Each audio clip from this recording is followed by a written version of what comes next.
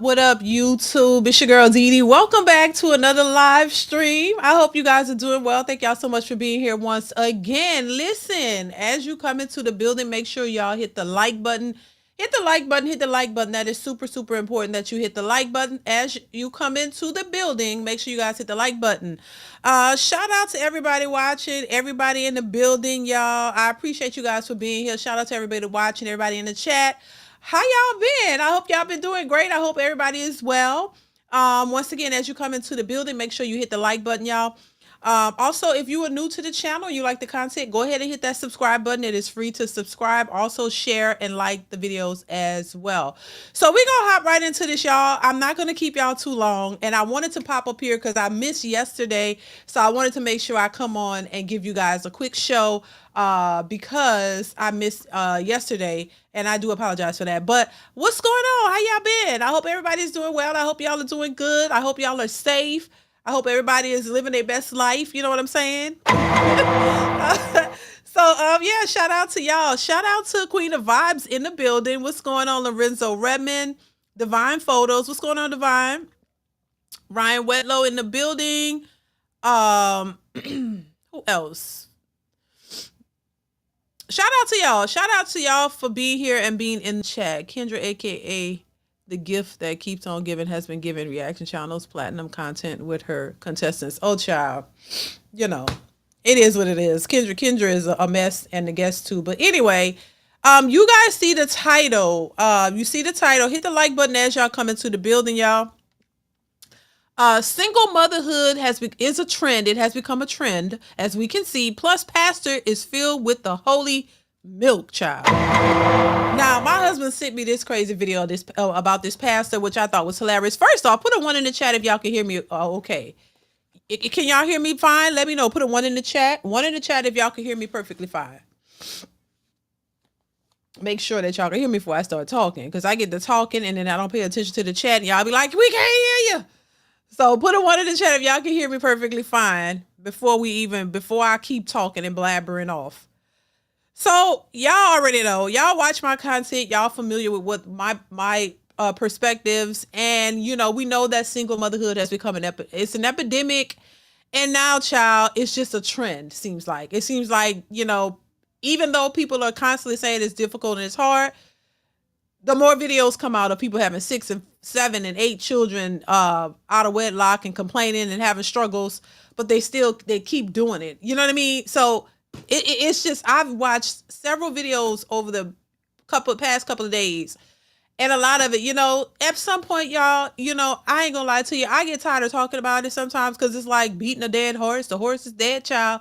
There's nothing more you can do to it, you know. And I really do feel like that sometimes. I've kind of been like that lately, where it's just like, it's repetitive, and you know, it doesn't seem to be getting better. But I do, every time I think like that, there is a glimmer of hope, where you have some logical people speaking out, which kind of lets you know everybody is not in a sunken place. Everybody ain't lost their damn mind. You do still have some sane, you know, people out here besides y'all, because I know y'all get it, but I'm talking about all these outside of y'all. There's still some people out here who actually get it, you know, and they understand. But Lord, they need to speak out more, because all we hear is the hyena talk. We hear the craziness. We hear the BS. And it's like beating a dead horse. After a while, you just get tired of beating it, you know. Child, you're dead. Boom. Okay, that's enough.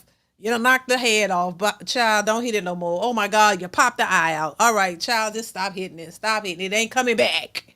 It ain't coming back to life. You know, just stop. Just stop. Just keep hitting it. And it ain't gonna revive itself. You know what I mean? It's just done. It's done. It's cooked. There's no more you can do. You know, or you know, so that's how I feel. That's how I've been feeling lately, a little bit, about all of this, because at this point it's just like, child, they on mute. They're not hearing it, or they deaf, or something ain't right. But at the same time, it's still it's sad, but at the same time, it's like comical. You know what I mean? It's comical and it's sad at the same time. So, child, that leads me to this particular video. Now, this video is sad, and we've seen this far too often, and there's many more, and it's like they're coming out the woodworks. I mean, I heard audio, which I'm gonna play that in a video, I reacted to it already, so I don't want to play it here, but just stay tuned. Make sure I have your notifications turned on to watch the video. But this lady said she had, I think she said, did she say 12 children? 12 or 14 children, child, or something like that. And she wanted to have another one, and she said she was struggling, and the baby daddies ain't trying to give her a nickel for the kids, baby. But she had the audacity to say, you know what? I'm thinking about having another one. And then when I tell y'all, there's mental illness running rampant out here in these modern day streets. It ain't no lie. No lies detected. There are, insane, mentally challenged people running out here in disguise. They look good on the surface, but deep down, they're mentally challenged. See, it's easy to pull out the ones that's visibly challenged, but the ones who are not and run around here in the name of these boss chicks, in the name of I do what I want, I'm outside, baby. There's a mental challenge going on in some of these individuals. I'm just saying, because the way they move and the things that they do, the things that they say, the stuff that I hear, it is just asinine.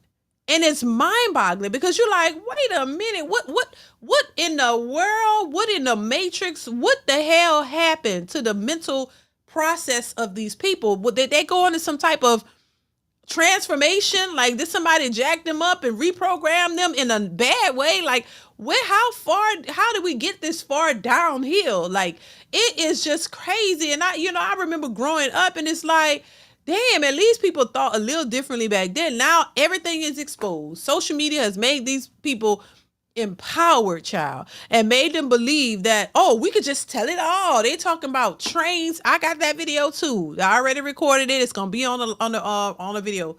Stay tuned for that. Girl, this girl is sitting here talking about her desire is to have a train ran on her. She liked the idea of all the men lined up to go in and tap that, and you don't feel no shame in your game. That's the part I don't get. At least back when I was in school, the fast tail girl was, letting the football team run a train on her. At least she didn't expose herself. God damn, she walked around with her regular uniform on, and she wasn't wearing her ass all out. She looked normal. She looked respectable. She didn't present as hoish or nothing. She walked around and was a presentable young lady for all we could see, for as much as we could see, right? But she was letting the whole football team bust it down, okay? But nobody knew but them. And the dudes didn't say nothing, and nobody said nothing till one chick out the blue get in an argument with her and then expose her. You a hoe. You let the whole football team bust you do this. And then she crying because she didn't really want nobody to know that. Now, it was horrible that she was doing it, but she didn't want nobody to know. Now, ain't nobody got to expose you, child. They expose themselves in a proud way, in a real way. In a real way. They expose themselves and they just feel empowered to do it. Oh, yes, I'm liberated. Yes, I let 1,000 men wax that, you know what, and I feel great. Oh my God. When I have kids, I'm going to be proud to let them know that their mama was a glorified, liberated hoe. That's a proud thing to run out here with and tell people. They act like it is, and everything is a joke, and they be telling that to these dudes, and them dudes be speechless. They be looking like, what? They don't want to say nothing to, insult the lady or rub her the wrong way, but they thinking, wait a minute, these men, they don't be knowing what to say, but they know what they thinking. So all this liberation is leading to a single mother epidemic, a culture of insane, mentally distraught people who don't know what's right, what's wrong, what's up, what's down. They're confused beyond measure. They really don't know what the hell they're doing, but they still combative, and they still have this independent nature that they can do it all by themselves, and they don't need nobody. And they know what's best for them. But then when they get into these binds, it's a problem. But anyway, let's get into this video. I want to play this video. Y'all let me know what y'all think in the comments. I definitely want to hear y'all thoughts on this one.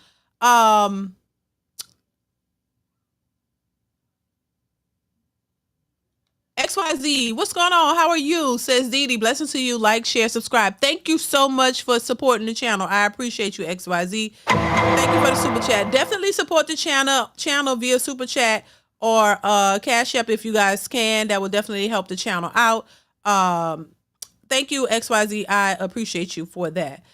Shout out to everybody. What's going on, Classy Perspective? Thank you. I appreciate you. Thank you so much for being here. How you been? But let me go ahead and pull up this video and y'all let me know what y'all think. Here we go. Hey y'all, let's make dinner for my kids. So there we have noodles, chicken, and some little cabbage to go with it. So what I'll be doing, yeah, I'm gonna break the noodles up. Now wait, her sound is bad, but the caption says, let's make dinner. 32-year-old mom of 7 living in a hotel. So she's a 32-year-old mom of 7 kids and they're living in a hotel and she's making dinner. She's showing you guys what she's preparing for her 7 kids. And there's a man in there, y'all. There's a ninja in there somewhere. In another video that she makes that same meal for her man. Let's continue.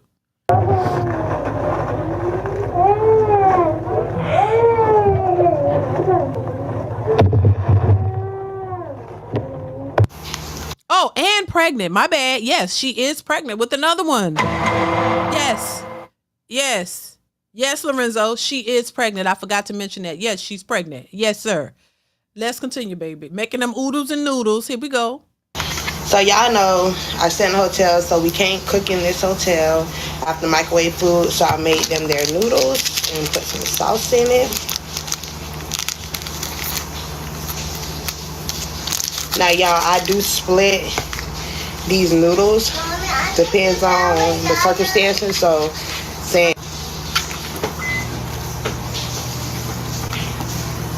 I'm going to get them a little bit of noodles. Here, get them 1 piece of chicken. These little cabbage things, those pretty good. Stop chance. And then we're going to go with the fruits.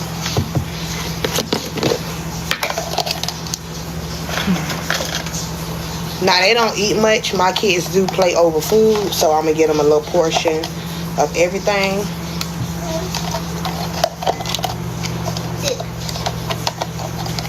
What kind of fruit is that? She said fruit? They got them some fruits, and it's what they're gonna be eating for tonight. Due to some leak in the bed, so I'm just gonna get them a little bit of soda.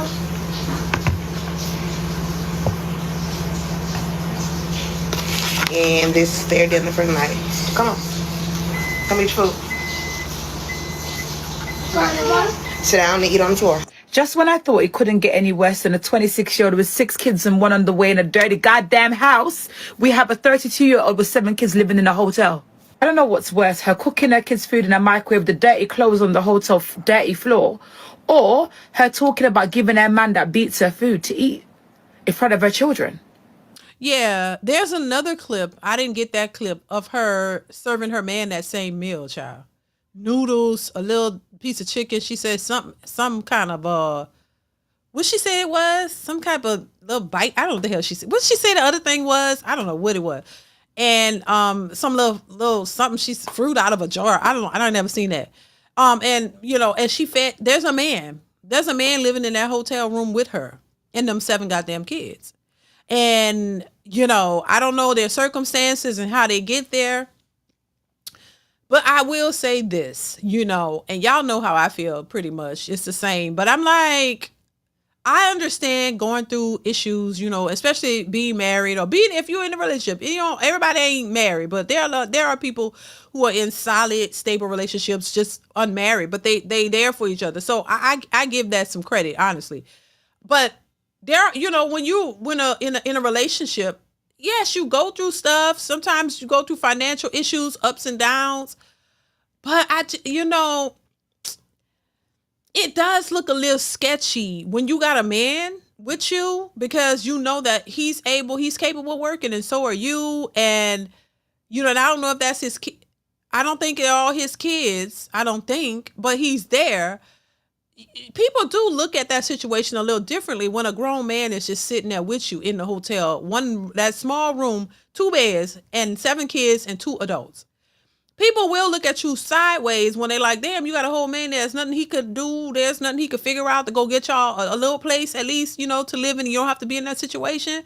But at the same time, I mean, it's like you feeding your kids, whether we like the meal or not, you feeding your kids and he's sitting there eating that too. Like that just to me, that just makes it worse. I ain't gonna lie to you. Y'all both, but this is what I say, toxic people attract toxic people. Y'all both in the same mental space. And she said he beats her. So you sitting there feeding a beater off the little food that you got, the oodles and noodles. You got to share with your 7 kids and this grown man. And neither one of y'all are doing, I don't know what they're doing. I can't say that. I don't know if they got a place waiting for them or they, you know what I'm saying? They working on it or whatever. But to be in there like that, it's sad. And then you pregnant again? And I mean, I would like to think in my own mind, y'all, Lord, please hit the like button. I would like to think in my own mind, if I was, in that state and I see that it's difficult and I see that, damn, I got 7 kids. I'm living in a hotel. This nigga sitting right here, he ain't doing nothing. Why you even got a man? That's what I'm saying. What's the point of having him if y'all not working together? You feed him dusty noodles too, and he's sitting there eating it. So it's like, what, y'all just sitting there and you don't ever think like, you know what, I got these. How did it get to 6? That's all I'm saying. You know what I mean? How did it get to 6? Because listen, y'all know I have children. We have a big family. But we know what we was doing, and we it's almost like we planned it. You know what I'm saying? One of them we didn't plan, but we planned them. The majority of them. We know my husband wanted a big family. So that was a willful act. We knew we wanted a big family. Well, he wanted a big family, really. And so it's like, what you're doing, and we got a place to stay. We always had a stable roof over our head. We always had thank God. And I'm not saying that to sound boastful or to brag. No, my husband provided and still provides for his family. He provided. We never went homeless. Except one time, I will say, during Katrina, when Katrina happened, because we come from Katrina. When Katrina happened, baby, we had nowhere to go because all of the hotels were booked up. In New Orleans, if you're from New Orleans, when they say the storm coming, most people don't take it seriously because usually the storms are either pass over or they're not as, not as strong, as they claim them to be. And a lot of times storms dodged us in New Orleans. So we had become accustomed to that happening. So we like, oh, it ain't gonna really do nothing. Nobody really, leave or, evacuate or anything. So we got used to that because right before Katrina, I'm going on a tangent, but I want to say this real quick. Right before Katrina hit, we had a storm prior to Katrina, and they were telling people to evacuate that storm. We almost evacuated, but we didn't. And then the storm passed over. It didn't do no damage or anything. So when Katrina came, people were like, nah, we riding it out. We not going. You know what I'm saying? We gonna stay. And we thought about it, but then at the last minute, my husband rented a car. We rented a car. And we packed up some stuff. We couldn't take it. We packed up some stuff because we thought, we'll just go, a little, get out of the storm's way. And then once it passed over, it's not going to be that bad. We just go back. We even headed back. It was a tumultuous event that there. I'll never forget it, and a lot of other people had it much worse because some people couldn't even evacuate. They were bused to certain places, but we were able to evacuate, got a little far out. I mean, God, I think we came. We were in Lafayette, I know that, and then we went further because my husband's job could transfer, so he could work wherever. So that wasn't an issue. Wherever, if we had to go somewhere else, we got way out. I think wound up coming to Texas, child. Then they're saying, "Oh, the storm is over," and we're like, "Oh, so we can go back." We thought we can go back. Got in the car with the kids. Went back, came all the way back. Guess what, y'all? Just to be turned around because it had flooded the levees, in my opinion, somebody bust those levees. They didn't just bust on in the storm and do it, because the storm had passed and there was no water, and it wasn't that bad, because they were saying, oh, you could come back. We drove all the way back just to be turned around because the levees had bust and we could not enter, and never, and that was that. That was the most tumultuous situation that I have ever been in. I ain't really been through much, thank God. But that was one of the most tumultuous situations with children. At the time, they were young. It was, then we had a hotel room, but then when we went to leave to go, because I'm like, I want to go home, go all the way back to Louisiana, and just to be turned right back around. Then we tried to get hotels along the way. There were no hotels available. They were all booked, child. So yeah, that was a horrible time, I have to say. It all got better from there because, like I said, my husband had a job waiting. He could go right on to work, but we had to find a place to be. And if we did, we eventually found a place, but I just couldn't imagine having to do something like that for a long time. You know what I mean? On a long-term basis. That was just like a few days. You know what I mean? Then we found a place. We rented a place actually out here in Texas. And then a year later, we bought our house out here. And my husband was working the whole time. Once he got us into a place, we stayed in the hotel when we finally found one, and he was working. He was working like through it all. And I was at, there with the kids, making things seem normal for the kids. They were playing, making it because it was a unusual event for all of us. They were never, they had never had to get up and just be uprooted from their environment. They didn't know that. And it was a little, strange to them, but we try to keep it as normal as possible and stuff. But I was breaking down because I'm like, I want to get home. I don't want to be out here and all this. And it was just a mess. So, and I don't like hotels and staying in, I don't like it. I like to be in my own home. So I'm just saying that to say, I couldn't imagine having that many kids in a hotel for a long period of time. It's just an awkward feeling, a sense of hopelessness. Like, oh, you don't know your next move or where you're going to go, just uprooted because of this massive storm. And you cannot, and they tell you cannot go back because it's flooded out. That's a horrible feeling. And I understand anybody who's gone through, tragic storms and situations, because it's not a good feeling. It's really not. But just to have to deal with that on a daily basis, oh Lord, and a long-term basis, I couldn't imagine. But let's continue. I'm finna make my man a plate. The man that beat me. Mama Shay, come to the front, come to the front. Your living conditions are disgraceful, to say the least. You can't even afford to look after the kids that you do have, and you have one on the way. It's evident to see that you're not in any condition to keep having more children. Financially, emotionally, you're threatening to hit them with belts all the time. What? She did say it in there. She about to fix the plate for the man that beat her. Why is he there, ma'am? Is he the one that knocked you up this time? Like, I don't understand the mindset. Ronald Barnes, thank you so much for the super chat. Says supporting the channel. Thank you, but give her a break, DeeDee. He's 6 foot tall, got a 6-pack, more than 6 inches. She's living a dream. Child, no, she ain't. She said he could have a 6-pack, a 6 inches. Who gives a damn if he beating up and y'all living in a hotel together off of oodles and noodles, baby? It ain't worth it. I don't care what he got. I don't care what size he got. It doesn't matter, girl. And he's knocking you up in this situation. You would think too now. She needs to be responsible for herself, but you would think he would say, "Nah, we let's wear some protection because we already got 7 or whatever, or however many she got, and I don't want to knock you up, and we already struggling. Look what we eating. This can't be healthy."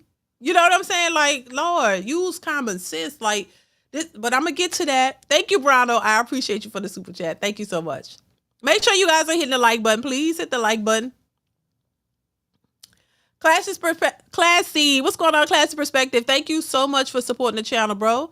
I appreciate you. It's another victim marathon, and the real victims are the children. Yes, shaking my head. She's looking for sympathy for her. Baby, you better stop with the victim Olympics, because it's not going to help you. It doesn't help. And I don't know if women are, you got a point, because I think what is driving them to keep doing it is what I'm saying. I said it before. I'll give you a pass if you had a child out of wedlock and you were really young and dumb and you really change your life around and made better choices, and you end up finding a man who will accept you and that one child, and you, because you're a good woman, and y'all get married and y'all have more, I say shout out to you. At least or you just change your life and you don't keep doing that. But they seem to keep doing it as if they want, the more they have, the more sympathy they can get. The more, like that lady, we gonna talk about her, who left her two of her kids end up passing away in the car. But it's like you want something drastic to happen so that people can feel sorry for you. And it's like attention and sympathy and all that. It's like a drug. It's like you're addicted to it. Y'all need it. You need people to feel sorry for you, to validate you, I don't know. It's like a addiction or something. They need that in their life. I'm like, but you setting yourself up for failure, baby. Looking for a quick fix, a quick high that only lasts for a few minutes, and then you constantly need it over and over and over. Thank you once again, Classic Perspective. I appreciate you. Let's continue, y'all. I think I need to get the belt. She literally feeds her kids struggle food every single day, but you want more. Rather than to create a better quality of life for a smaller amount of children, you want to have a whole load that you can't even look after. At this point, why are all these unfit mothers gathering here all for the sake of clout? Clout. God's sakes. So I guess 2025 finna be the age where we literally applauding all these women to have these fucking kids and choose to live in poverty and some more shit. So baby, it's another one. It's another one. And please, before you come over here windmilling and stuff like that right there, keep in mind, bitch, y'all be putting y'all shit on here for social media for people to talk about. Do y'all not? And no, I do not have to tag you if I don't want to tag you. Keep it cute. Yeah, you think you finna talk about me and make a stitch to my video, and you think you finna get a tag or a repost? Ho, is you cool? You won't? I'm not giving you no clout. Get it on your own, bitch. Anyway, yeah, it's another 32-year-old out here. I think she got 7 kids, 1 on the way. Maybe she looked pregnant. I don't know. 32 years old in a damn hotel, motel, 2 beds. Is it 2 beds in that bitch? I went over there to see how she, you know what I'm saying, do her little thug thizzle. And y'all be talking about I'm too harsh, I'm too mean, and all this extra stuff. Bitch, I even seen E. Kane taking up for the ladies with 6 kids and all this extra stuff.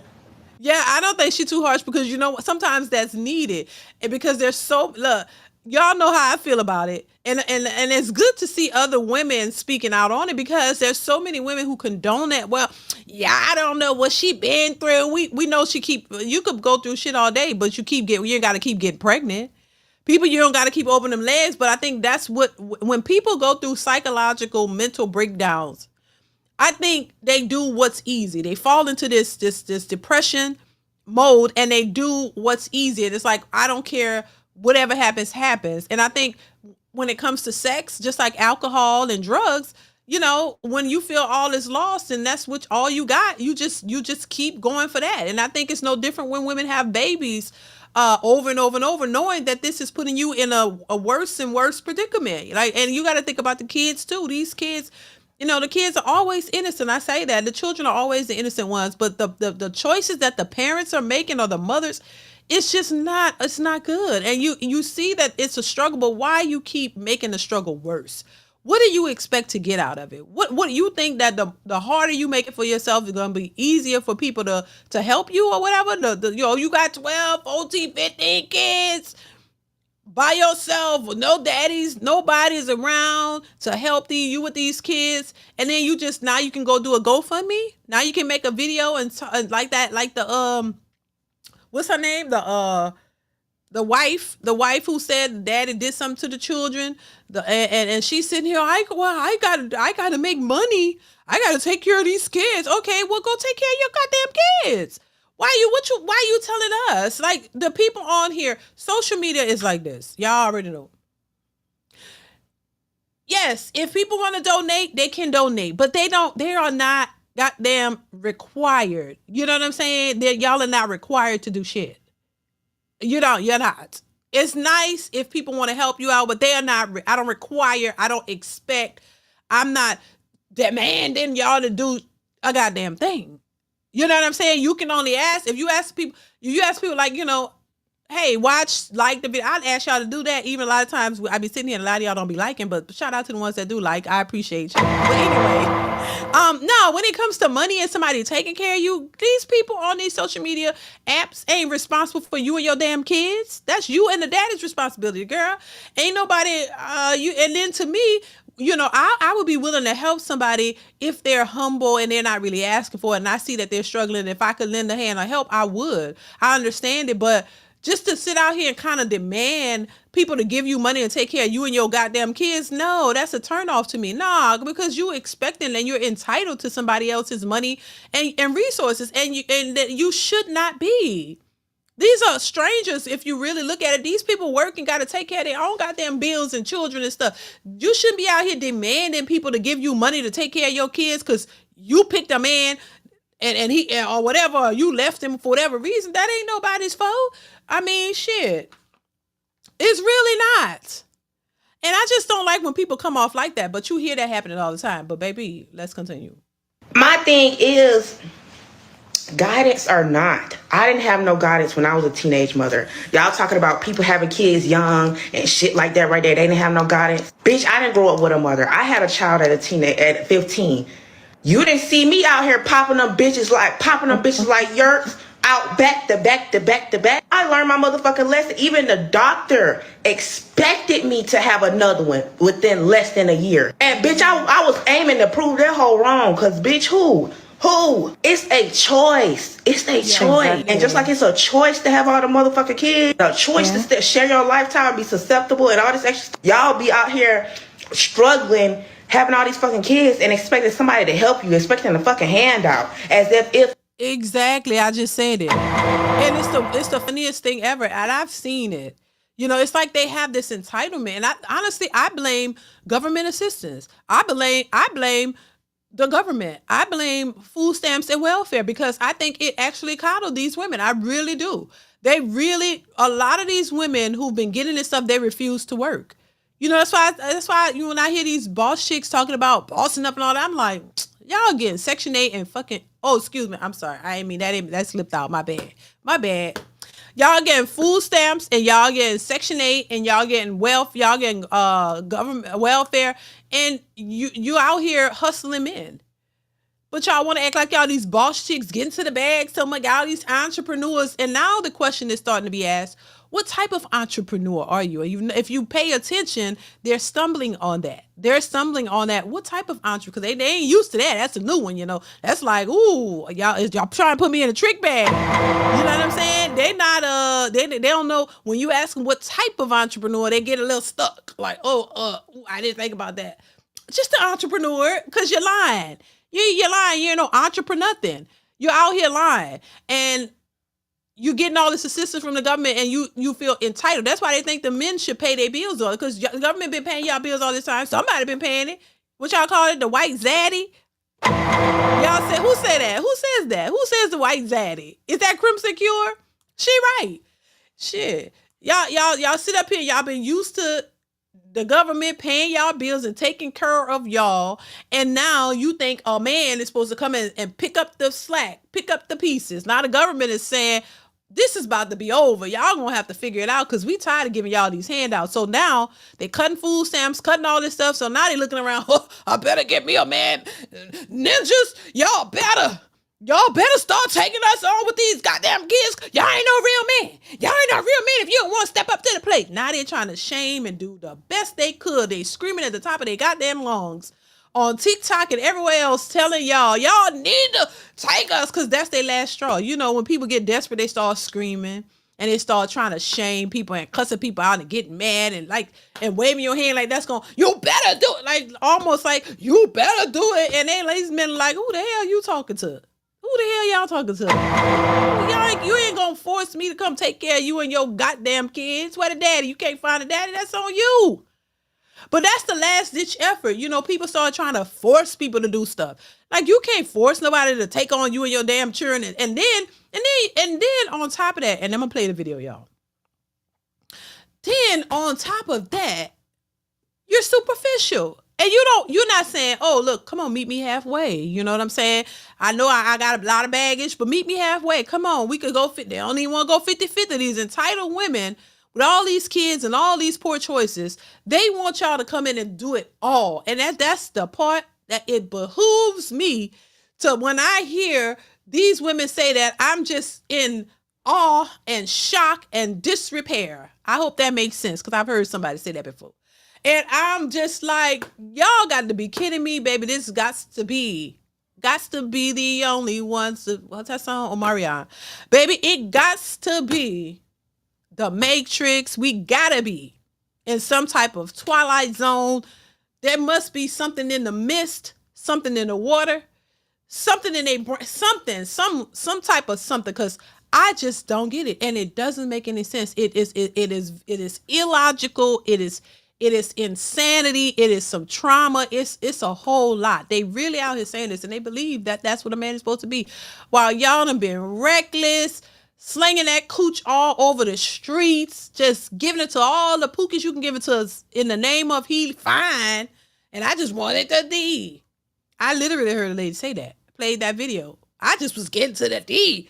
But our baby wasn't in the plan. Well, why didn't you wear condoms? Why didn't you take birth control? Why didn't you go use the Plan B pill after you said, getting to the D? Why didn't you make sure you didn't have a baby with a man you didn't know? And be the very ones, and I say it all the time, because it's just a bunch of bullshit, y'all. They so stupid out here, it's just ridiculous. And on one hand, you could feel sorry for them, but what's feeling sorry for them gonna do? I can feel sorry for them all day and empathize, because I do empathize with some of them, because I'm a woman. And that's what we do. As much as I talk the way I talk, I do have a heart and I do empathize with people. But I also understand, because I have a husband that's logical and makes me understand logic. So I understand me feeling sorry for you is not going to do, all it is going to put you in a trick bag. Because if you feel sorry for somebody long enough, you find yourself giving them money, and that's what they want. Then you find yourself trying to help them out. This is what people who are too nice and feeling sorry for people end up doing, helping them out, giving them money, trying to get them a place for their kids, feeling sorry for the kids, for them to only turn around and get pregnant again and slap you and spit in your face and like, I didn't ask you for that. Why?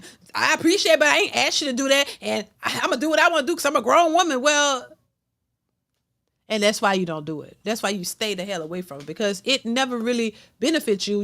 It's not like they're going to listen and do something different. They're going to continue to do what they're doing, and you helping them is not going to really help them. You know what I mean? So yeah, you gotta move. You can't feel sorry for people. You can give them the information, and if they choose to do what they need to do, they do it. If they don't, they don't. There's no more you can do with that. You can't. I'm just saying.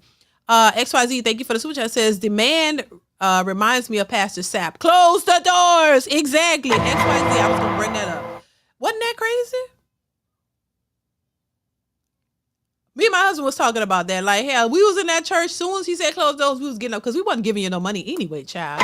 We didn't realize what these churches are up to, baby. We have a good time while they screaming and shouting.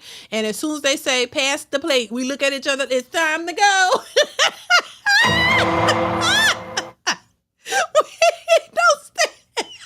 You know what? Church is a good time. You know what I'm saying? They be singing. Yeah, we be like dancing, feeling the spirit. And when we used to go, we don't go to church now. When we used to go, we used to be feeling this. When we realized what it was about, shit, we be feeling the spirit. We be doing a lot of dance, baby, having a good old time. Like I said, a concert, baby. When they said no, they start playing that slow music, and they start saying, "Well, it's time to give it to the Lord." Y'all know what I'm talking about? It's time to give. Open your hearts. We looking like it. Not us. Baby, we be like laughing and chuckling in there. Then we be like, child, it's time. With the concert over, shit. After the concert over, you leave. Baby, we got us a free concert. So they be ready to, cause what they say, will a man rob God? Yes, they will. Hell, shoot. Will a man start guilt tripping you into giving? Will a man rob God and the blessings and this and all that, whatever they be saying, and we be like, okay. They pass when they start ready to play. We get up and it's over, and we go out and we have a good old time, child. Baby, we been learned better. Thank you, XYZ. I appreciate you for the support. Child, they think they slick, and them church funds are on the low now. You see what I mean? So they desperate. He talking about locking the doors. He ain't say lock, but he say close the door. Close the doors. We know what you meant. Close the doors. Close the doors. Like ain't nobody leaving. My was like, huh, you think we ain't getting out of here? I know how that was gonna go. He was gonna get up, grab my hand. He'd be like, walk. He grab when he like close the doors. Hell no. Grab my hand and he get up and he get the lead and he go to the door. All right, they wouldn't even stop him though, cause the way he look and the way they wouldn't have stopped him. They wouldn't have said shit. They would just be like, okay, all right, you close them all you want, but I'm going to open it and I'm going to go out. You know? It ain't happening. But, child, he's saying close the doors because you want people to stay in there like, almost like, y'all ain't leaving till y'all give me this money. You know, a church heist? Are y'all tripping? Churches are scams, baby. Ain't nobody falling for that. The smart people ain't falling for it. That's why I don't understand the people that's still sitting up in there giving their tithes and their offerings and paying these people. These people done got all the money they need. They done bought all kind of planes and big houses for them and their kids and all this. Nah, I don't know. That ain't necessary. And the funds are low and they looking to get some money. And that's why you say close the door like a church pimp. Are you kidding me? I was thrown off. I'm like, Marvin Sapp, what that man said, never would have paid it. Never would have paid it. You can lock the doors all you want. Ain't gotta pay it. So you can pass that plate all around. If I wanted to sit there, I'm gonna sit there. But you can pass. I ain't gotta come out my purse for a nail dollar. That's how the old lady. And not a nail nickel coming out there. You can pass the plate all you want. We gonna sit there and still laugh at y'all. You can close the doors all you want. But you ain't getting a nail dime. No, I give it to a homeless person. Because I think these churches have already got enough. You know, y'all done did that pimping pastor stuff for too long. And a lot of these pastors stuff be crooked, living crooked and all that. Come on, don't let me get into that. I need to do a whole like deep dive into these pastors and all the shenanigans and scandal that's come out on them and all that kind of stuff. Come on now. No. Let's continue. Them ain't your motherfucking kids. You shouldn't have had all them kids if you couldn't take care of them. I'm just saying, like, let's be for real here. Y'all love sitting up here coddling motherfuckers. Yes. Grown bitches at that. That's y'all true. need to be thinking about the kids. Oh, what y'all want to do? Let the children go to the system and all this extra shit. That ain't nobody's business. No, nobody wants that. But That we ain't do our want them business. kids to have a stable home where they have their own fucking bed, their own room. They don't have to share one room with your ass. That's what we want. But yeah, 32-year-old, 7 kids, go look her up, bitch, in a hotel, just the same as the rest of these bitches. I don't feel sorry for her. I'm sorry. I cannot. I don't care. But see, this is why I think we need to have the women with this perspective to speak out. We need to have more women coming together trying to encourage young other women that ain't it, because there's so much of this empowerment talk, this liberation talk, this talk like, oh, it's okay, you could just raise a child by yourself. So now it's on autopilot, and it's like, it's really deep. It's a deep thing now. It's really been ingrained and indoctrinated into their minds, so they don't know any way else. They just think that that's it. I could just do this because the government gonna give me some little extra money every time you have a baby. I know a lady that I grew up around. She had like 10 or 12 children then. I'm not gonna say because I went to school with her son. She had 10 or 12. I don't know how many she had. Every year she was pregnant. I don't think she was married. All the children wore glasses and something was a little wrong. But she was having them left and right. And they said she was getting like thousands of dollars worth of food stamps back then. So, it's just, it's embedded in their minds now. It's embedded in the culture that it's okay. And when you have celebrities and other women and people who coddle that behavior and then tell these women, oh, well, and you have women on here who think that because they make money, that it's okay to become single mothers. You're still a single mother. That child still need a father. Maybe you're financially stable. Thank God you can feed the kid correctly, but that child still is going to be lacking in the other area of not having a father in their life. And I just think it's minimized so much that, that how men aren't needed and they don't need, fathers aren't needed. And then when you're in these situations and it gets bad, now people want to say, everybody going to see the light when it's too late. When it's too late, people start coming around once it's too late. You don't see it enough to prevent it, but you see it after the fact. In hindsight, let's say hindsight is 20/20. So you don't see it before you get in trouble. This is the idea that you hear women say, "Oh, I didn't know he was a narcissist till after I had 5 kids." Oh, he didn't show me he was abusive till after I had 5. So he didn't show it to me after the first kid. He didn't show it to me after the second and third until you got 5. Now he just pulled it all out. He said, shit, let it all hang out after the 5th kid. I'm going to show you the true person I am. I'm going to just beat your ass and get you pregnant and become mean and treat you bad right after number 5. So those narcissistic abusive traits, they weren't evident until he decided they was going to be evident at 5. That don't work like that. But that's what you hear. Oh, well, I didn't know this and you didn't know none of that with all that. And then all of a sudden he show you his true nature. Like, come on now, stop the cap, as they would say. That's some BS and they know it. That's why I don't listen to these women, because it's just a bunch of bullshit. And it's like, you can pull the wool over some people's eyes, but you can't pull it over everybody's. How they say, I ain't even try to go into that because I don't know it. Pull the wool over people's some eyes some of the time, but you can't pull the wool over people's eyes all of the time or something like that. But you can't, I mean, come on. When you've seen this play out in real life, you know what it is. And there's no amount of, BS you could tell me to make me see it any other way, because I've seen it firsthand. Like, this is how these women think, Hell, a lot of our mothers and stuff think like that. I'm just saying. So you can't, if you want to make a difference, you make a difference. Make that change. If you want to make a change, you can make a change. If you don't, then you don't. But when you don't want to make a change, stop blaming everybody else. Stop pushing it, putting the blame on somebody else. Put it smack on you.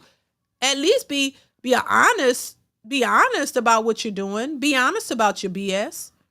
Take some accountability. If you just want to be a low life, just say, yeah, this is what I want to be. This is what I choose to do with my life. And this is what I want to do. And I don't give a damn what nobody said. And I ain't got nothing to do with respect that. Go ahead on, live your low life. I ain't got nothing to do with it.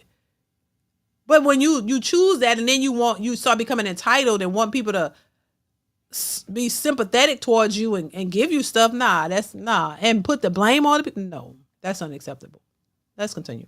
I don't know what type of struggle Olympics y'all are on this app training for. We still trying to process the 26-year-old with 6 kids. And now we got somebody else who done entered the chat that's 32 with 7 children, currently pregnant. And she's somewhere living out of a hotel and splitting 1 pack of oodles and noodles between 8 people.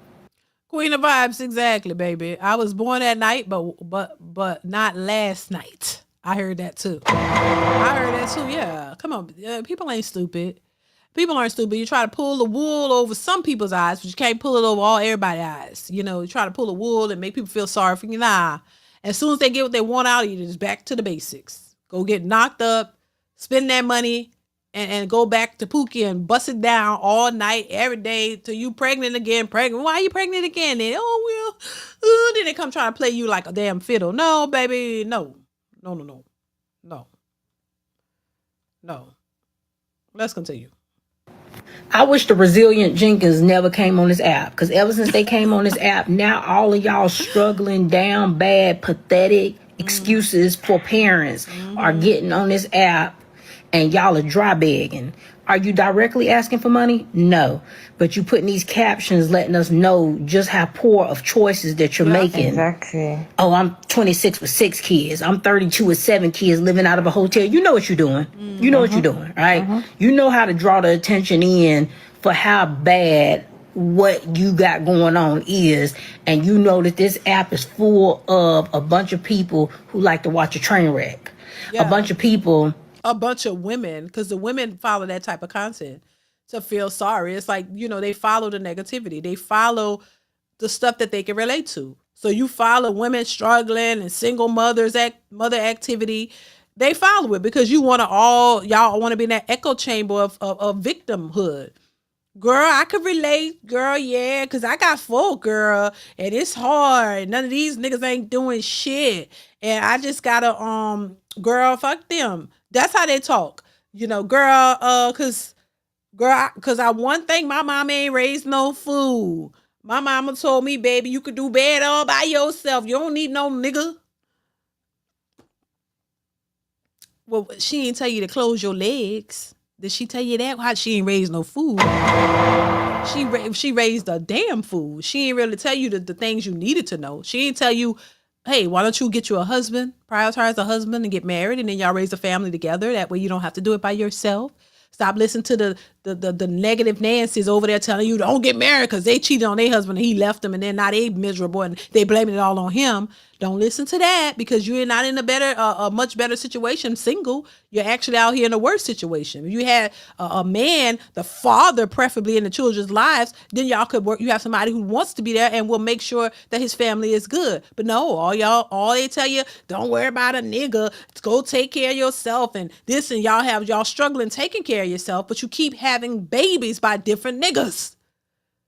You ain't having a baby with one man that you with. You're going all in circles, up and down outside the streets, round and round, to the park, to the museum, to the lighthouse, to the goddamn theater, to over here, over there, all over, spreading that cooch all over, just knocking it, running it up, because the government gonna give you $25 per child. You're running it up, and then when they there, ooh, he ain't want to stay around, girl. These niggas ain't shit, girl. I asked him for diapers for the baby, and he said, "Get it yourself. You got money," and you just sitting there like. But he ain't never done nothing for you before the baby. Why would you think after the baby he's gonna do something for you and the child? He never wanted to be a parent. He never wanted to be with you. You was offering the cooch, and you was looking for the D, he was looking for the P, and then y'all put it together and y'all created a baby because nobody protected themselves because y'all reckless. You're not thinking about that. In fact, a lot of these women want babies with these men because they think that that's going to keep them. And you don't learn from your mistakes. And you have one with a deadbeat, you go have another with another one. I'm thinking that somehow one of them going to miraculously be the one that steps up and do what he need to do. And I don't know why you're going to think that, because a lot of the women who are doing this, y'all ain't right in the head either. It's the blind leading the blind. Y'all are confused, raised in toxic households, single mothers all over the place, ran the street your whole life, had you in the house with just a diaper on and didn't really do what they need to do with you. So what do you think was going to come out of that?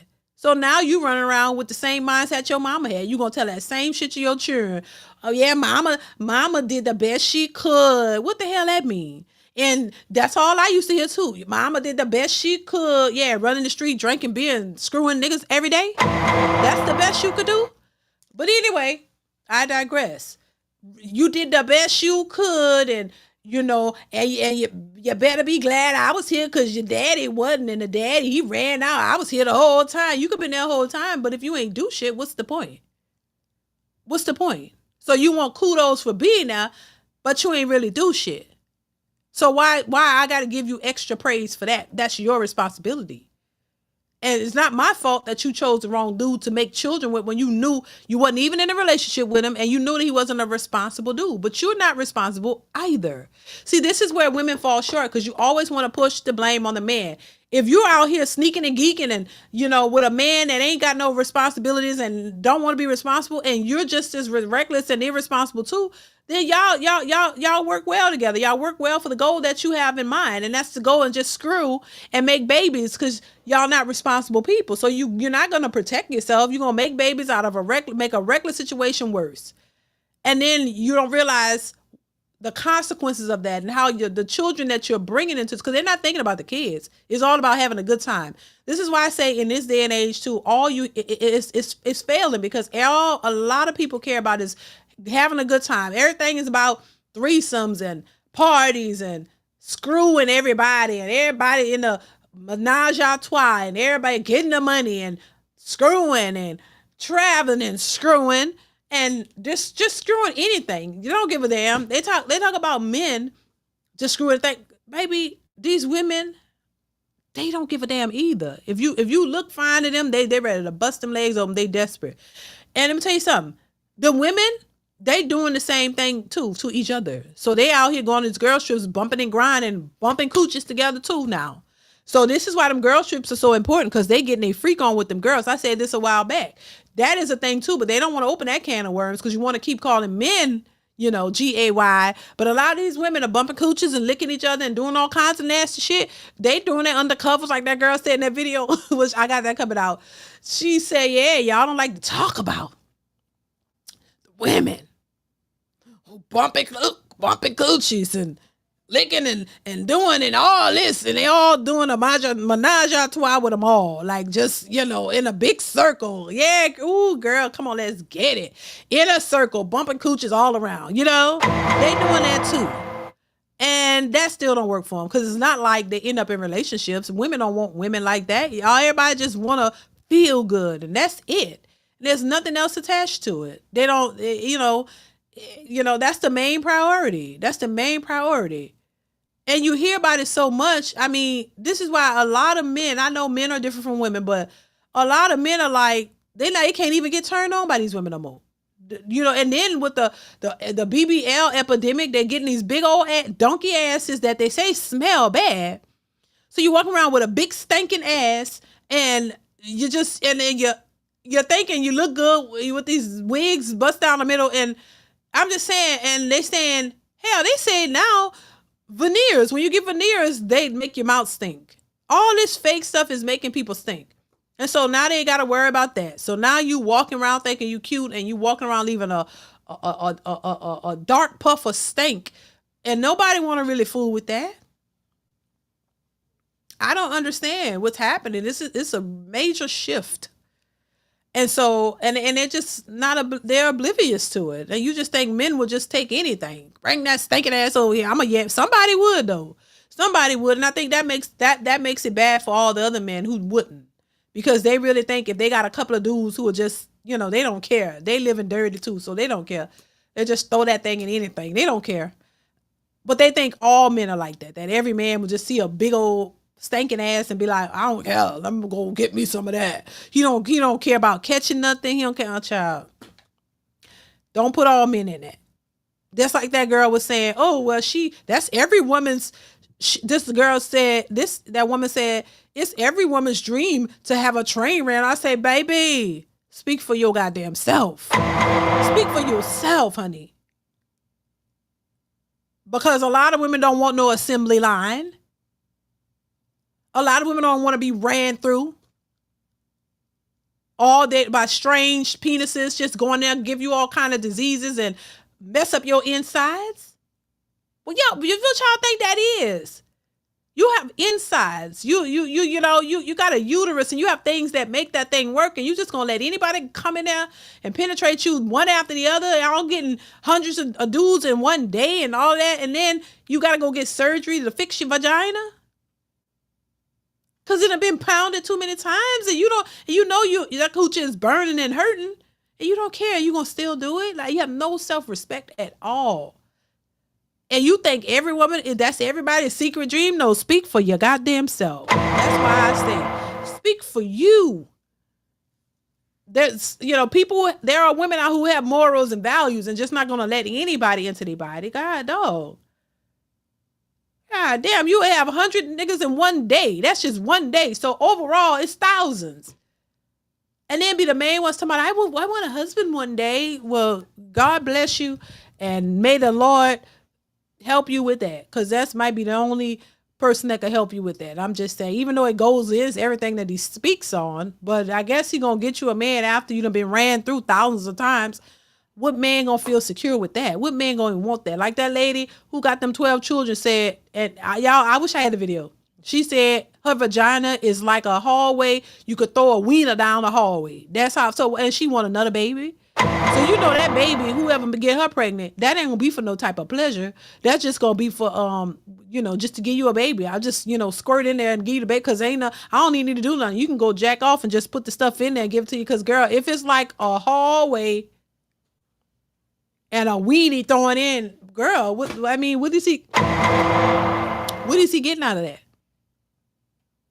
I'm just saying, she said it, and when that video come out, please y'all let me know what y'all think. That lady said it. Child. And I'm just like, you didn't have to tell everybody that, girl. Girl, like why would, and then you want more? So you don't give a damn. Who like to feel superior to people who doing bad, so it can make them feel better about what they got going on with their life. All right, so you get on here, you do your little dry bag, and you try to get your views up. You try to hit that 10K so you can start getting them TikTok checks. And here's my word of advice, and I keep on saying it. If y'all gonna keep on building up these people, don't get mad when they show their true colors on who they really are. Yeah. And I don't like the fact that y'all are trying to capitalize off of y'all kids at their expense, right? It's bad enough that you won't stop having them, Right. but now you trying to use them to make money off social media, Yeah. and you don't care how it's going to affect them in their real life, right? You showing just how down bad y'all lifestyle is, as if your kids don't got to go to school and interact with other children. Like y'all are some pathetic excuses for parents, all right? Ain't no way that these are gonna be the kids that Whitney Houston thought was gonna be our future. Ain't no way. These kids are gonna be cooked. It's the worst of the worst who procreating the most and having the most children. Yep. The people who halfway decent either ain't having kids or they having one, maybe two at the most. But the ones who just won't stop pumping them out are the worst ones, right? The worst ones who don't even need to be raising dogs, let alone kids. Those are the main ones who won't stop popping the kids out. I done said since the time I got on this app that y'all don't care about these kids, and y'all just continue to keep proving me right. Y'all being more concerned about these mothers' mental health than you are the children that they dumping trauma onto and creating mental problems for them. All right, that don't even make sense. So they got childhood trauma. And so the best idea that you fools can come up with is that they need to have kids and create childhood trauma onto those kids so that those kids can go and have kids and have childhood trauma. The vicious cycle never stops. But y'all can't seem to see that because you're idiots. Like I done said before. But keep this stuff off my timeline. I'm tired of seeing it. And they don't really be trying to help them with the trauma. They just, because the women who are in these predicaments, they don't believe they have trauma. They think this is the norm. That's why I say, listen, the environment that you grow up in is important, because if that's all you see is toxic, traumatic behavior, that's what you believe is real. That's your vision of the world. That's how you see life. That's what you see. That's your norm. So if you grow up seeing nothing but single mother, teenage mothers and no fathers in the household, you believe that is the majority, and you believe that is the entire world. So you believe that all men don't take care of their babies, that's just what it is, but it's not. And they grow up and they believe that, and they keep perpetuating it because it's okay. The people who look at it and say, "Oh, it's a problem," we're the strange ones. We're the ones who are ridiculed and called pick-me's because we say, "Have you ever thought about being married and having a baby with your husband, building a family with a husband? Because at least you have a little bit more stability there. Have you ever thought about, before you go out and just bust it open for somebody, to maybe establish a relationship with them first, get to know them first? What's so wrong?" But that's wrong. What's right is wrong. What's wrong is right. That's wrong. That's too much. Why are you talking like that? No, why are you doing what you're doing? So it's like, when you're speaking logically and making sense, that is the thing you need to leave people alone, let them do what they do. Nobody can control you one way or another. I can have an opinion on about what I think, but I have no control over your life. You do what you can make all the choices you want in life. What we're saying is, you make these choices, then you're complaining about it. But then when somebody try to tell you, maybe you need to switch something up, you get pissed. So you don't want correction. You want to complain. You want to be on here crying and screaming, where's my person? And oh my God, he's trying to wear me out. I'm going to give him away. You want to get sympathy. You want people to feel sorry for you. You want validation. You want to feel like the victim because it empowers you even more to keep doing the wrong goddamn things. You don't want help. You want somebody to aid you in the bullshit. That's what it seems like. You don't want correction. You don't want discipline. You don't want direction. You want to continue to do what you want to do, but you want somebody to aid the psychological bullshit. That's what you want.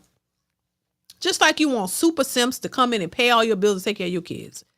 You want everybody else to understand your plight and reason with you and lie to you and tell you, oh, you know what, there's nothing wrong with having kids out of wedlock, because as long as you take care of your kids and and the government will do the rest. Yeah, because girl, you gonna get your food stamps, girl, and you gonna get your welfare, your check, girl, and you can take care of your kids. Don't give a damn about what nobody saying, girl. And if you want another one, have another one. This is what they say. They don't see the importance of it whatsoever. So it's like once again, beating a dead horse. It's dead. It's done. It's cooked. He's stinking. He ain't coming back. Because it's an indoctrination. It's a brainwashing, in my opinion. It's programming. They're programmed to think that that's okay for their, to help in their own demise. You helping yourself go down a dark path that you will never be able to recover from. But they don't see it because you think it's the norm. And like I say, when you say, well, maybe you need to vet that person a little bit more before you have sex with them. Don't just go have, I understand we're human beings and we all like sex, but don't just go jump with him. At least get to know him, especially if you already done this before. Shit, especially if you already got a child and you already been down that road. Don't keep doing it. Learn something different. Don't keep perpetuating the same old thing over and over, knowing that it's not going to yield you the best results for you or the children. But that's the dumb stuff. Everybody's like, oh, hell, do what you want to do. Live your life. Because mama got to have a life too. That's what you hear women say. Single women. You mostly hear single mothers say that. I got to have a life too.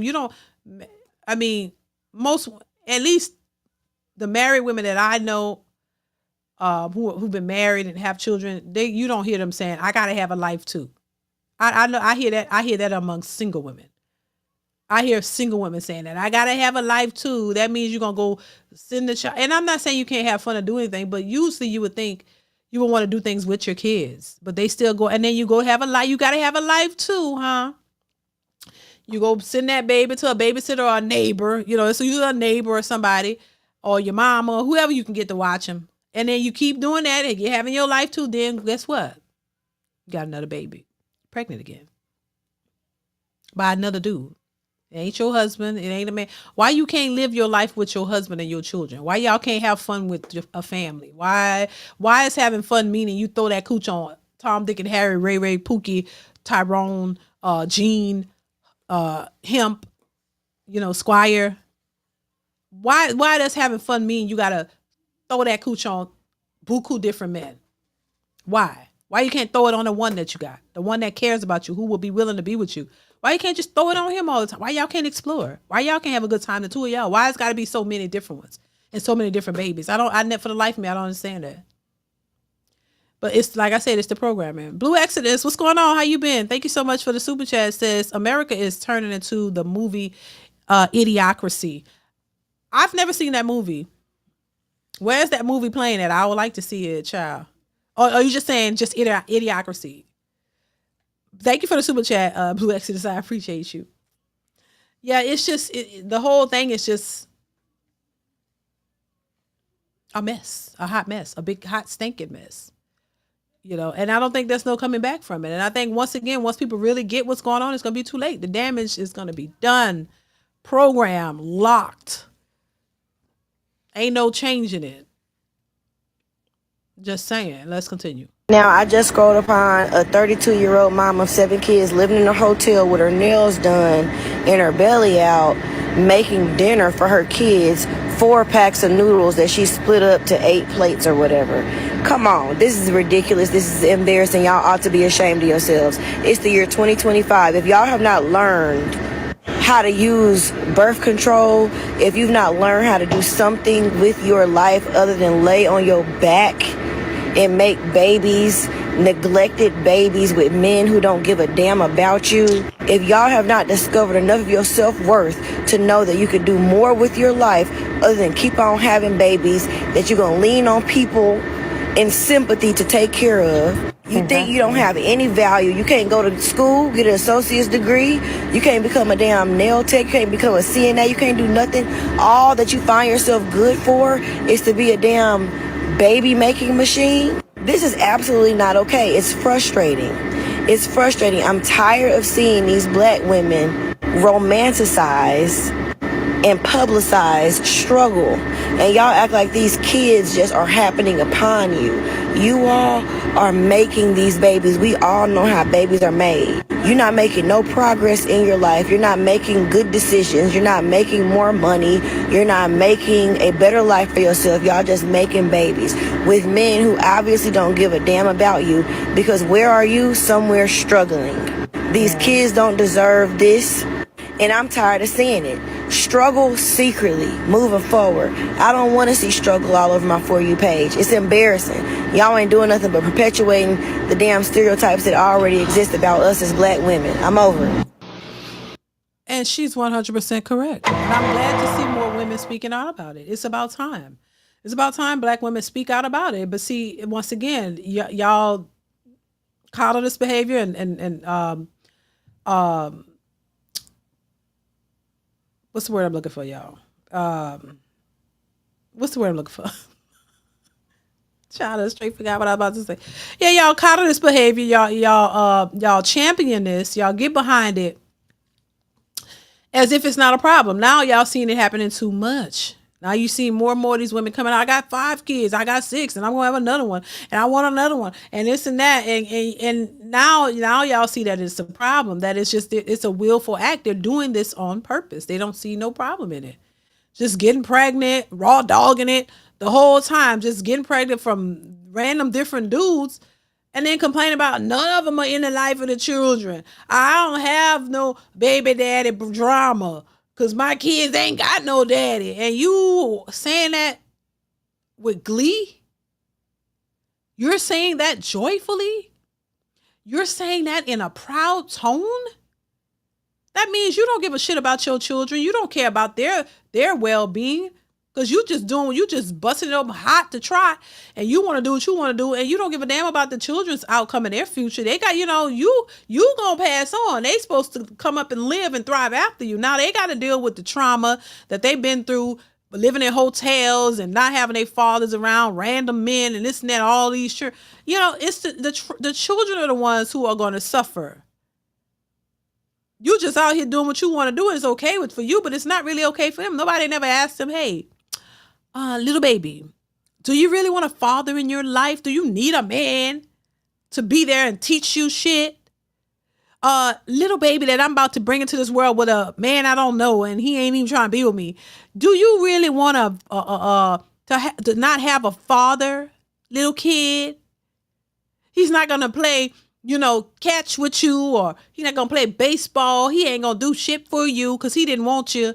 The mama didn't give a damn either because she just allowed it to happen because it is her body, her choice, right? Do you really want this life, little kid? And if they could know what you're saying and choose, I bet they wouldn't choose it.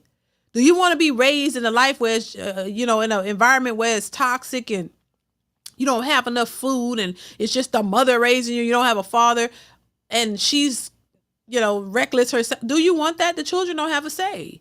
They don't have a say. They just gotta, whatever they get is what they get. So then they gotta grow up and deal with the hand that they was dealt. And most of us who grew up in that environment, we had to deal with some things, and we had to learn some other ways, and we had to figure things out because the parent was not really that supportive or really, taught us the things that we needed. Like, once again, most women were not raised to be wives. Most of us were not taught to be wives. Most men weren't taught how to be good fathers and good and husbands because the father wasn't either there in some cases, and he wasn't telling them to go get married and get you a wife. Half of them, and I will be honest, half of them was like, yeah, go get you 2 or 3 big, that's how they talk about the women, calling them bees, and yeah, you better swing that thing, and I don't know if they beat your meat or whatever they're trying to tell them. They telling them you need to dip your whip and get that thing, get it into some coochie. Don't, they tell them to give them the wrong information too, because they were ignorant and dumb as well. And the ignorant and the dumb got together, the female and the male version, and then they created children who was gonna be ignorant and dumb and had to try to figure it out. If you didn't figure it out, you just perpetuate what you've seen because that's all you know. So well, my mom and dad they wasn't together, so I ain't got to be together. Oh shit, I got a little shorty pregnant or whatever. You don't really protect her. She open to it because all she saw was her mama. All you saw was your mama too. So I and there's some who seen it and they don't want no parts of it, and they try to make adjustments for it and do something different, but it's hard because you often repeat what you see. This is why they say when it comes to parents, kids don't just listen to what you say, but they mimic what you do. And it's true. You could tell them all day till you're blue in the face, don't do this, don't do that. But if the best way to get through to a child, in my opinion, is by your actions, by them seeing you do it. Because usually they'll grab, well, you telling me to do this, but you didn't do it. So that means I can do what I want. But if they see an example based on your actions of what you're telling them to do, but you did it too, they respond better to that, in my opinion. They respond to what you do, not what you say all the time. So if you're saying, hey, you need to be married, you need to create a family, don't just go out here being a hoe. Well, okay, you see a mom and a daddy who's together, they weren't running out here being hoes, and he not out here cheating, and there's infidelity and this and that and blah, yada. Because then they look at you like you can't even do. That's like going to the church, listen to the pastor telling you need to be faithful, and God hates homosexuality, but he's a homosexual. That's like a pastor telling you all them good things what the Bible say, and you ain't doing it yourself. Do I have respect for that? Hell no. Am I gonna sit here and continue to listen to you spew all of this out when I know that you're being a hypocrite? You think I'm gonna sit here and listen to this hypocrisy when I know what you doing? When I know you taking meat and you telling other people, oh, it's a sin and God hates it, and you going around fooling with little boys and men and getting your back pounded out by another man, and you telling everybody else is wrong. That's equivalent to that. You telling your child, don't do this, don't do that, but they watch you do it on a daily basis. How they gonna take you serious? They're not gonna take you seriously. They're not. So I always say, listen, it's better to lead by example. Yes, tell them the things that they need to know, but also lead by that example yourself, because they're watching you. They want to see if you're living by what you're saying. They're not stupid. So that's why I say it's better to show them, tell them and show them. That's all I'm saying. Let's continue. I'm not going to tell you no real lie. 32 years old with 7 kids staying in a hotel. You ain't tired? You ain't tired of sleepless nights, wonder how you going to take care of your children? You not tired of stressing? You not tired of living that hard life? You not tired of living a life of Brenda had a fucking baby? Do y'all remember that, Tupac? You not tired of people judging you? Because, baby, I know you judging yourself, so I'm not here to judge you. But this is what I want to know. How do you fucking feel in your head? And this is for the 26-year-old mother, too, with 6 kids and 1 on the way. How do y'all feel mentally? Because I know that y'all are overstimulated, and I know that part of y'all is broken. But when are y'all gonna say to y'allself, I want better and I'm gonna change? When are y'all gonna get your tools side? When are y'all gonna leave these men that keep on leaving y'all and sitting there with y'all and watching y'all do the blunt of the work by y'allself? If y'all waiting for TD, if y'all waiting for me to drag y'all through the mud, what the fuck I look like? I'm gonna talk to y'all woman to woman. I don't give a fuck if I hurt y'all feelings. Because somebody need to come and tell y'all, wake the fuck up. Because see that 2-3 minutes of feeling motherfucking good, giving you 18 multiple years of pain, struggle, sacrifice, and wondering how the fuck you gonna take care of your motherfucking children at night. Because y'all got too much motherfucking free time on y'all motherfucking hands. If you let me tell it. And I know how it is young. Ain't got shit going on for yourself. So the little bit of love that you do get is, oh, no. When are you gonna break the motherfucking cycle? And you do have children watching. And some of y'all don't know, because I know this situation because I saw this myself. You have some children, when they see that they live their life of struggle, they do the opposite. They break the generational curse. Right. Some kids are not like that. So you cannot say because of children watching their parents go through some shit that these children are going to be a product of their environment. It don't always happen like that. True. But let me just tell y'all something. We're going to wrap this shit up. Right. I'm not going to make another video on another fucking sad situation because it is sad. It's sad. I need these young ladies to understand That this is not life, baby. This is not motherfucking living. First of all, it's wear and tear on your motherfucking body. Another thing is wear and tear on your motherfucking mental. And I understand all the love you have in the world. I understand all the love that you want to give. But what about loving yourself? Because if children don't have a mother who love and take care of themselves, then they ain't got shit. They ain't got shit. So that's what people miss. And a father, because and she's cooking. I mean, this is what they need to hear. Somebody need to start telling them, because it's just a hot mess, and we see it just falling apart, crumbling, breaking down. Yeah, it's just the truth. And I think, we leave out the fathers. No, they need fathers. So you don't think that it's cool to go out here and just make these babies like that, all willy-nilly, like it's a doll, like it's a toy. No, these are real human beings that you have to nurture and take care of, and it's a financial, you got to have the finances to do this. You just don't have children and think that they're going to take care of themselves. No, you got to be prepared for that. It's a lot raising children, and when you have multiple children, multiple toddlers at once, it could be very draining. But you gotta stay the course. They got so many women out here having these kids, and they doing it by themselves. They ready to give up and get the kids away. That lady dropped her twins off at the fire station. Those children were either 8 or 9 months old, 2 little babies, beautiful babies. You drop them kids. Kids don't know what's going on. They don't know what they're headed to. They don't know what type of situation they're gonna end up in, because you make these horrible decisions, and then you decide you don't want to deal with it once the kids are here, and you give these kids away. They don't have your mother, they don't have a father. They go into the system, and God knows what they're gonna have to deal with and fight through. And this is why that's why I think people should be more cautious of just making these babies and knowing that you're not mentally responsible, physically, financially, and none of it ready for these kids. And you have no type of support or anything. You just setting you and your kids up for failure. It's just what it is. I don't know how they don't see that. Let's continue. It's not about the multiple babies. It's not about living and you ain't got everything you need. It's about the heart. Because a mother who loves her children gonna give her children a world that she could give them. Let's talk about it. And there's some children that desire brand new Jordans and fucking PlayStations and going taking trips. Some children just enjoy waking up to ice cream. Well, I will say this. It's not the children who make that decision. That's another thing that I think people get twisted. You create the narrative for your children. You create the environment as the parents. And there are some parents who, yes, care for their kids, and they try to make up or compensate for their lack that they had growing up. So they try to overcompensate with their kids. Whether it's missing time with them or just not having the things that they had, they want to do overcompensate for their kids and give their kids the most expensive this and the most expensive that. Personally, I don't believe that spending a lot of money on children is necessarily you doing the most and the best for them. I don't think that their shoes have to cost $200 at 5.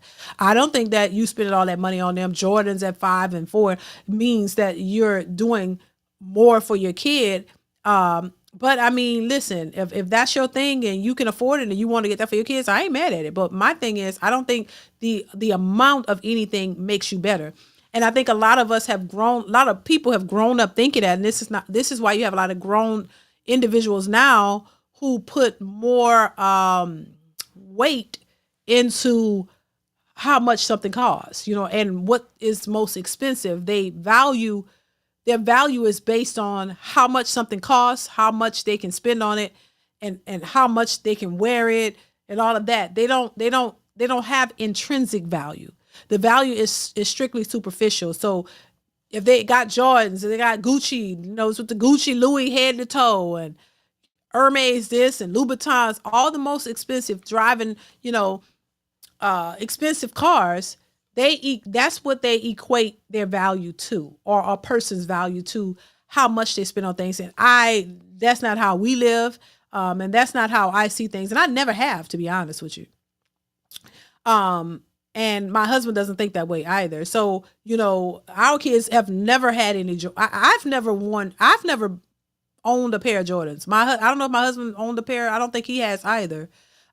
We've never owned a pair of Jordans.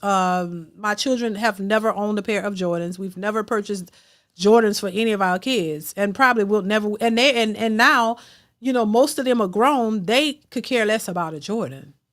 They don't even care. They are not even superficial. They don't. I mean, to a degree. I mean, if they like something, they like it and they want that, but they don't.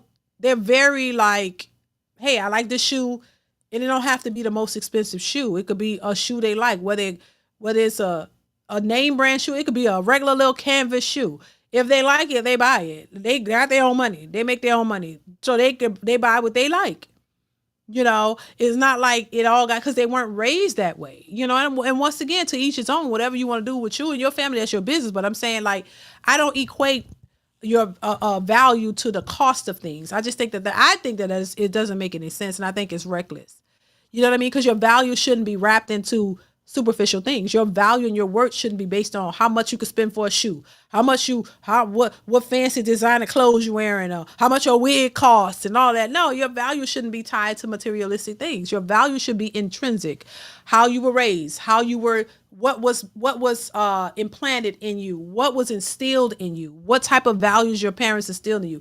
Did they tell you they love you on a daily basis? Did they tell you you're worthy and that you're special and that you are somebody and that you can do anything that you want if you put your mind to it and you put the work into it? Did you instill those intrinsic values into the person? Because to me, that makes a world of a difference between materialistic things that make you feel good on the surface. Because remember, those things you may not, and that's why when you have people who can't afford those things, even if they had it, they lose their minds. They don't feel like they're worth anything. I remember the lady from the Real Housewives of Atlanta, Marlo, I think. She didn't have all her designer clothes. That they took a trip and her bags were delayed, and she didn't have her wigs, she didn't have her designers, she didn't have any of that stuff, and she was covered up like a shriveled up prune. She did not want to go anywhere. She did not feel like herself. And she basically said it. Hey, I don't feel like I'm worth anything if I don't have these labels. If I don't have my stuff, I feel like I'm nothing. And that's the problem you run into when you do that. Versus a person who could throw on a plain shirt and some loafers and some shorts and be like, hey, I'm everything since sliced bread. I don't give a damn what you think. Confidence and security. To me, superficial things make you insecure. It make you feel like you're lacking something and that you have to prove something to somebody. And that's not the way you want to live, And this is why you see women, they think like that because they was raised like that, and a lot of times. Most of the brokest people, they buy name brand and clothes, and many of them cannot afford it. I've seen it all my life. Everybody running to the mall, getting stuff they know they can't afford. And you get $235 a month and you going to the mall. Why you going to the mall? And you got 3-4 kids. Huh? The daddy ain't there. You getting $234 a month in government money and food stamps, and you going to the mall buying Foot Locker and all and Jordans and spending all the money you got on that. That's why they got to go sell weed and do all these other illegal things to make money just to go spend it on bullshit things that don't matter. Nope, they weren't taught any better though. They didn't know any better. They thought that's just what we do. Oh yeah, we black. That's what we do. Just because you do it don't mean it's the best option. A lot of people were not taught to save their money or invest it or build something up or do this, do that. No, it's taught to make it and spend it. And you got to look good being broke. Look good. If I'm going to be broke, I got to look good. And half of the times the women are out here getting it. Back then, it wasn't so much the wigs, but they was going to get their hair done, getting the finger waves and getting the name brands and getting all your stuff to go out to the club, and your kids walking around with no clothes. They outside crying with a snotty nose with just a diaper on in the wintertime. Your kids don't have a pot to piss in or a window to throw out, barely. But you going to the mall and getting clothes to go out to the club. Meanwhile, you're missing your rent. Some of them I work with a girl like that. I'm not going to pay my rent. I'm going to give me an outfit for the club. Priorities all mixed up. That's what that is. So I think it's just, a lot of people weren't taught any better and they just go with the flow. And then when it all started to backfire, they looking like, what the hell? What? They look confused. So yeah, it's just a whole thing, y'all. Let's continue. On a given Sunday. Some children just want their mother to bake a cake. Some children just want their mother to sit down and watch a movie with them. But one of these young ladies gonna understand that it's more to life than having babies, baby. And this is what I wanted to say when she said that. Yes, children aren't the ones who create that narrative. Children just want your presence. They want time with you. That's a fact. They want that, especially when they're little. They want your time. A lot of these kids, if you are around and you're a good parent, they be in my children. Two of my daughters told me, which I was shocked. Shocked. Two of my daughters told me they thought that me and their father were superheroes when they were little. I said, girl, what you mean? She said she thought we were superheroes. I'm like, why would you think that? She said she don't know. She just thought we were superheroes. I'm like, why would you? It confused me. I'm like, what the hell, girl? I ain't running like I'm running around here with capes or something. Oh no. She said she thought we were superheroes. And I just was like, wow. But you never know the influence that you have on your kids until they grow up and tell you, and the way they move and how they do things. You know, when they have respect for you, you know, they treat you in a high regard. They look up to you. How many children can say they actually look up to their parents? And I know there are people out there who look up to their parents and their fathers, and they love their fathers and they respect them and they admire them. You don't hear or see those stories. All you see is either the father ain't there, the children have a relationship with them, all the toxic stuff. You don't push and promote or show the people, the men who have good relationships with their fathers, and the women who have relationships with their fathers, and how they respect them and admire them, and they, they listen to them and things of that way. You have, there aren't too many 18 and 19 and 20-year-old young people out here who actually respect their parents enough to listen to what they have to say, or even consider what they're saying. They're going to go and do what they want to do. They outside, they think you old. They don't think you know what you're talking about. They're going to do what they own. How many people have that? And I think that some do, but because a lot of these children nowadays are being controlled by social media and celebrity and all this kind of stuff, and then the fathers aren't their mentors or their influence, everybody else is their influence, and I think that's part of the problem.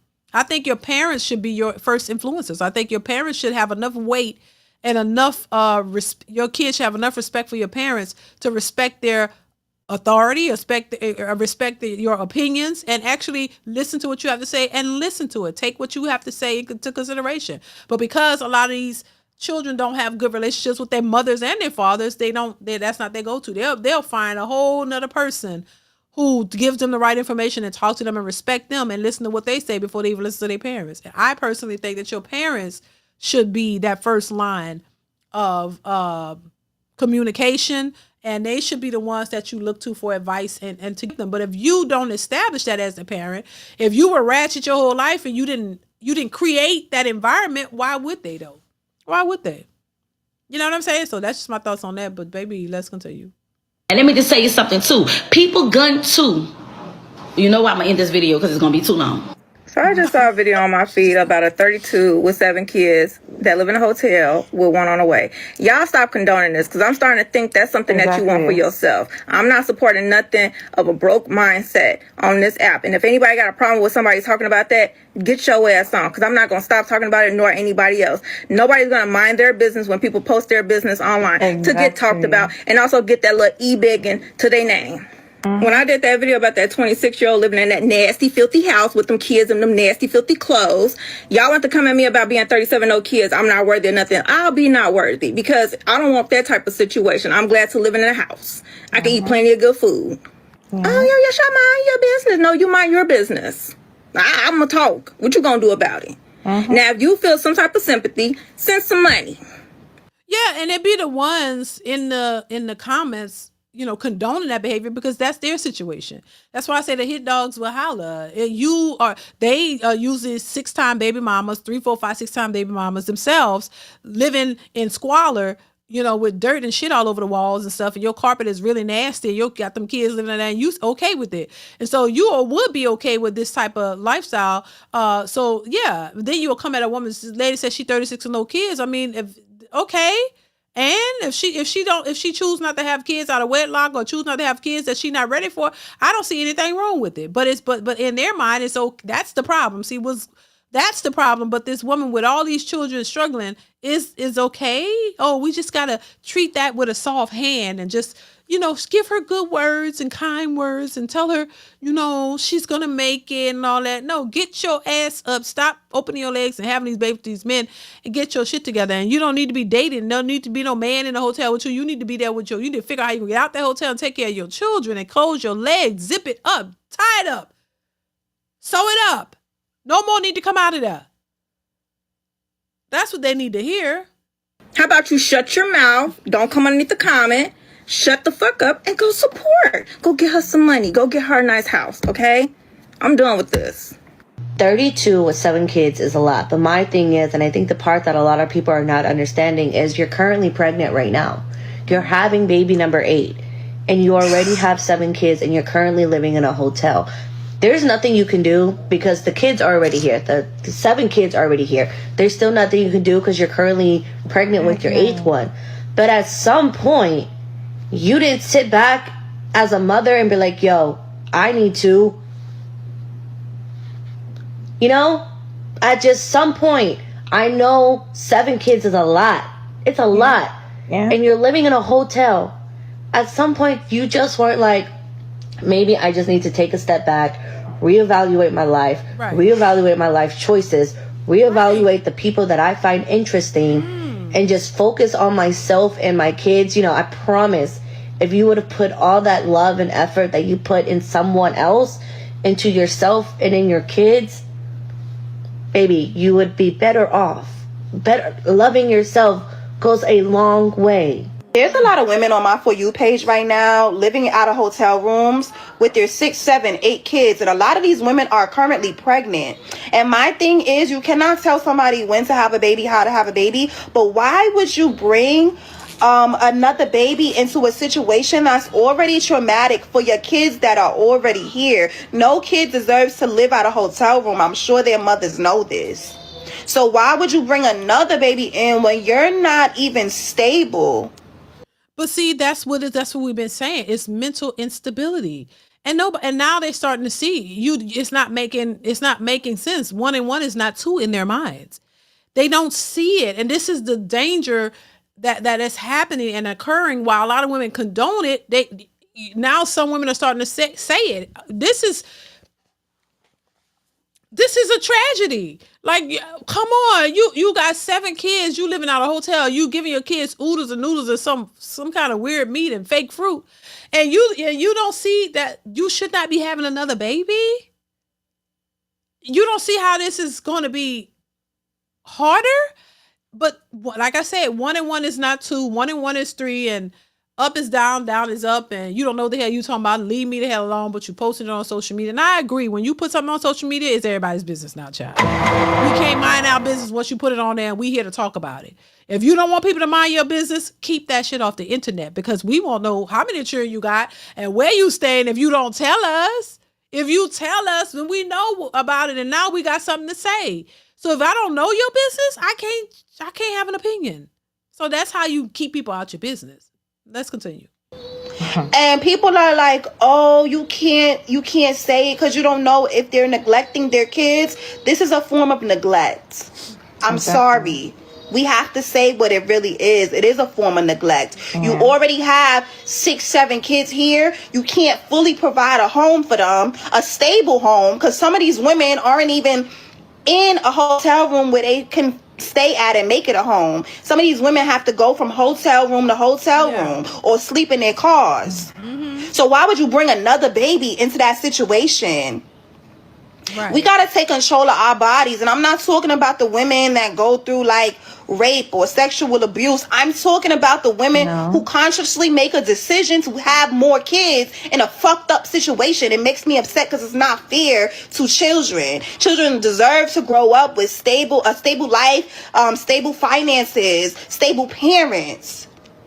But y'all bringing more kids into a unstable situation, it's bad. Nobody could ever tell me that that's a good thing. No, that's selfish. That's selfish as fuck. It is. Now, I know today, April 1st, I would think it's a joke on my algorithm, but it ain't no motherfucking joke. Now, another lady done entered the chat, 32 with 7 kids living in a hotel. I just looked at her videos. First of all, I'm going to make this clear. She ain't nothing like the 26-year-old that everybody around here talking about, because the difference is that girl feeding her, she had 3 packs of noodles, she had 1 chicken each, and she said, I'm feeding them cabbage, but it was Brussels sprouts. All right? And she had 7 kids, 6 kids that she had to get that to. Out of 3 packs of noodles, 7 kids. Then on top of that, she got her nails and her got in a wig on. I said, yeah, she playing games. At least the other girl that have no nails and wigs on, she straight in mother mode. So y'all, and another thing, she just made her damn TikTok probably 2 days ago after she seen that other girl go viral. She probably was in that hotel already, but said, hey, let me go viral. Let me do the same thing. Now, I see her TikTok is going up, but I don't like this, what's going on, especially in my algorithm, okay? This week, I guess, if you're going through something with your kids, you just post it all on TikTok. Everybody gonna help you, and everybody trying to come up.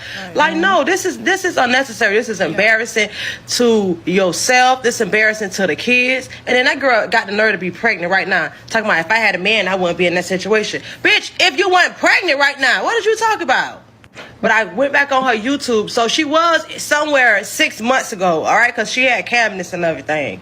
But it's out my algorithm right now, for real, okay? I ain't sending no money. I don't got no money for you. You better go ahead and get your 10,000 followers, get your views up, because that's what you really want to do, all right?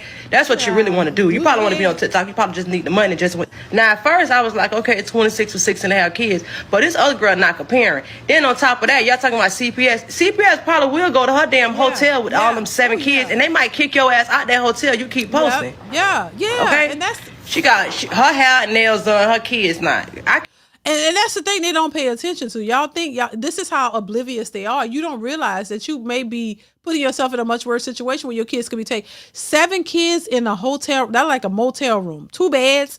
That is not a sufficient that's not sufficient living arrangements for a woman with 7 kids. And you got a man up in there too?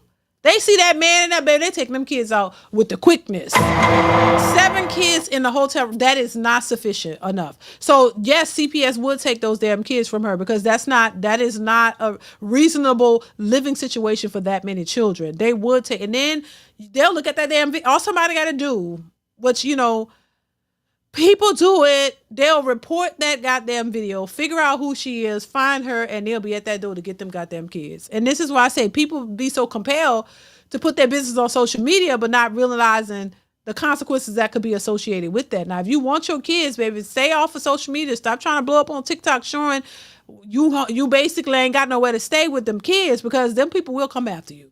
Yeah, I just don't understand. They don't realize how detrimental the situation. That shows you they don't realize, or it's not computing. The seriousness of the situation is not computing. It's not making sense to them. They don't see how serious this is. Everybody just, like I say, get pregnant. Oh, well, I'm raised by myself. Oh yeah, like some of these mothers out here pregnant and they drinking and doing drugs while they pregnant. They know, oh, there ain't nothing. And then the baby come out with a problem. Oh, well, and then you look, stupid. You don't know what to say after that. It's like, oh, I thought it was safe. You could drink and do all this while you're pregnant. No, you shouldn't. No, you should not be drinking or consuming alcohol, smoking cigarettes, none of that while you're pregnant. But they do that too. But okay, well, that's okay. Try to justify everything that's toxic because that's what you're used to. Just because you're used to it don't make it right. I'm just saying. Lord, that's why I say it's a lot of these people aren't playing with a full deck. They really don't. They're really not. They're really not. But just because you can put on a wig and get a BBL, and then half of them can't take care of their kids, but somehow you get that BBL. I don't understand that. Let's continue. Okay, just buy off TikTok. Your kids are not your emotional support doll. Somebody needs to say it. Your children are not your emotional support system. Y'all believe that having children because you're lonely, having children because you have trauma is a good thing. I don't get it. You see, society has taught women to have kids and to have kids because her husband wants kids, right? Have kids because society says that you should have kids, right? But y'all just never want to think about the fact that these kids are going to grow up and they may not like you. Your kids will grow up and they may move to another country. They may decide to go to another state. They may decide that they want to live their own life, right? And as a parent, you're supposed to be okay with that. We're supposed to take care of them. They're not supposed to take care of us. They're not our emotional support human. No, that's not their job. They didn't sign up for that. You signed up to have them. You signed up to take care of them. They didn't sign up to be here in this world. If you have trauma, that's what you're supposed to go to therapy for. That's why we're supposed to work on ourselves and self-reflect. We're not supposed to push that off onto our kids because they don't deserve that. Saying that you had kids to fill a void, these kids are human beings. They're not a fucking dog. They're not a cat. They're not a stuffed animal. They're human beings that are going to grow and have their own lives. And who's to say your kids are even going to grow and like you? Who's to say your kids are going to grow up and want to be around you? Y'all keep on forgetting that part. So let us be mindful of the reasons why we have children. No parent is perfect, but there are things that we can do to try to put our kids on a good path. And part of being a parent is realizing that our kids, they do not deserve to inherit our trauma. They do not deserve to inherit generational curses. Don't put your kids through that. As parents, we're supposed to work on ourselves daily, work on us daily, so that we're not passing on our trauma to our kids. Let's not make this a thing, okay? Because these babies deserve more. I know we've all been seeing the 26-year-old with the 6 kids. But have y'all seen the 32-year-old woman with the 7 children living out the hotel room? Like, come on now. These babies deserve so much more. And like us as parents, like I'm a mom myself. Ain't no way. Ain't no way. And I understand that time be rough, but y'all intentionally laying there, getting pregnant, having these babies, just for them to be raised in dysfunction. We're not going to act like that's not trauma for these children. And these kids deserve so much more. These precious babies, they deserve a clean home. They deserve stability. They deserve a safe home. And y'all getting up on this internet acting a damn fool. They're not thinking about the kids. That's the thing. If you think about the child, you would move differently. You wouldn't allow yourself to be put in a position to where you have to struggle like that before you have kids. You would think about what you need to do with your life before you bring a child or multiple children into the world. They're not thinking about the kids. It's a selfish act. It's a selfish act for you to make babies and keep making babies without stable homes and not without having a husband and a father who wants kids. See, this is stuff that people don't really talk about. You know, and the last lady was talking about a husband. You know, the thing about it is when you meet a man who has his stuff and his priorities together, it's not about he ain't rich, but I'm saying he has his priorities together. He knows what he wants. A man who actually wants see, these women giving babies to men who don't want to be fathers. And they're not prepared to be mothers, but they put themselves in that position and force it on themselves. So yes, that's why they end up in these situations. But to me, it makes a difference when you meet a person who wants a family, wants this lifestyle, wants it, because they're going to do what they need to do to provide and make sure that their family is good. A lot of people are just having sex. They're not vetting each other. They're not figuring out what each other want. They're not talking. They're not having a conversation. They're not asking the right questions. You're not asking, hey, what do you want your future to look like? What is it that you really want? Or don't want? Do you want kids? Do you not want kids? Like, what do you want? Because what a person wants in life and what they're striving for makes a difference, because that's what they're going to go after. If you don't want nothing, you ain't looking for nothing, you have no goals, no aspirations, nothing. You just living life by the seat of your pants. You don't really know what you want. Then you find those are the people who find themselves in these precarious situations because you don't have a goal. What did it say? Without a plan, the people will perish. That's in the Bible somewhere, right? Without a plan, you perish. You don't have a plan, so you get what you get. If you don't have any goals or nothing you're aspiring to, or goals you're trying to reach or things you're trying to accomplish, you're going to get what you're going to get. You're going to be aimlessly out here doing whatever that floats your boat. And if you don't have any values or morals or anything that no standards whatsoever, you're going to do whatever you want and you're going to get whatever you get. That's just how that goes. No direction, no clear, nothing. And so, but you're making decisions without a direction or a plan, and this is how you end up in these situations. No standards. I don't need a husband. I don't need a man, but you're screwing one, you need one to screw, right? You don't want to protect yourself, so you end up pregnant with a man who don't want you, don't want no children. You don't know what you want, but now you stuck with a baby you wasn't really wanting. And so now it's a problem. And then you just keep doing this. And then those are the kids who end up getting abused or neglected or mistreated and all these such, because it's not something you really wanted, but you put yourself right in the exact position to get something that you didn't want. Make that make sense. And they act like there's no mental instability. It is. So it's like, first off, we got to take a step back and figure out what it is that you want out of life. What do you want? Half of these people, like I said, getting babies and you don't want babies, don't want families. The men don't want families. They don't want you. They don't want babies, and you giving them the babies. And you thinking that they're just going to automatically turn into great fathers and all that. No, they ghosting out. They getting the hell on. They're like, nah, I don't want that. I don't want her. I don't want that baby. I don't want nothing. So how do you think you can't turn them into fathers? Because that's not what they want. So I think it's very important to know what a man is looking for, what you want, and y'all move from there, you know? So yeah, a lot of people are just moving out of whatever. They're not really, excuse me, y'all. They're not really, they don't really know. Oh, excuse me. They don't really know what they want. They're just doing whatever. And when you do whatever, you get the whatever outcomes. You get the whatever consequences. That's that. And you got to either you deal with it or you don't. You know, and this is where you have people who are regretting their decisions, but you keep finding yourself making those same old regretful decisions over and over and over. And I don't understand why. But it's tragic and it's sad. But I'm going to go ahead and play the rest of this, y'all, so we can move on. And making it look cute. It ain't cute. It ain't cute. And I'm just so tired of it because I'm a mother. And I know what it takes to be. I'm a single mom at that. Okay. So, like, ain't no way I was just going to keep on laying there and keep on having them babies knowing that I'm doing this by myself. Ain't no way. But Lord, there's no judgment, but I just want more for our women. Because what in the world is going on?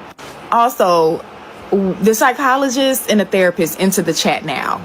Because what's the psyche behind that? That you knowing that you're bringing these babies into poverty and you continuing to have these babies. Mental instability. They're not stable. That's sad. They're not. So I'm here and everybody's tired. At first I wasn't going to talk about the topic, but I just been seeing it on my For You page and I want to talk about it. So, because it just hit home to me. I saw the lady who had, I think 6 kids and 1 on the way. And then now it's another lady who has 7 kids, 1 on the way, and she's living in a hotel. Now, I feel like they both feel like their way out is content, and that's how they can get help. Maybe they don't have no hustle, you know, maybe they don't have a way to get a job, you know, maybe they don't have transportation, whatever the case may be. But I just feel like as single moms, whether, you know, you could be in a relationship with somebody and you are still a single mom. And times do get hard and people do fall short. But what I can say about these moms, that they are trying. They are trying. Like, you know, I'm tired of women saying, oh, well, you could be in a relationship and still be a single mom. Are you in a relationship with the father of the child? Is the father of your child your husband? Because they try to pull that too. Oh, well, married women are single mothers. No, they're not. Because a lot of times those women who are married, their husbands is paying all the bills. He's going to work paying the bills, so she's a stay-at-home mom and she just can't handle her job because she didn't anticipate the amount of work that it came with. You know, raising children, nobody said raising children was going to be a walk in the park. Nobody said it was going to be easy. But that's what you and your husband signed up for when y'all wanted to create a family. So why, I mean, that's like, I mean, I guess you could, the man, he could get frustrated with his job and he just quit. And he could say, well, he's a single father because if you're at home and you're not handling the responsibilities that you're supposed to handle on your end at home, and he got to come home and fix himself something to eat, and he got to do all that, plus work and pay all the bills, then he could say the same thing. But men don't operate like that. Men don't come on here and complain. See, women complain about every single thing and make themselves the victims. Men don't move like that.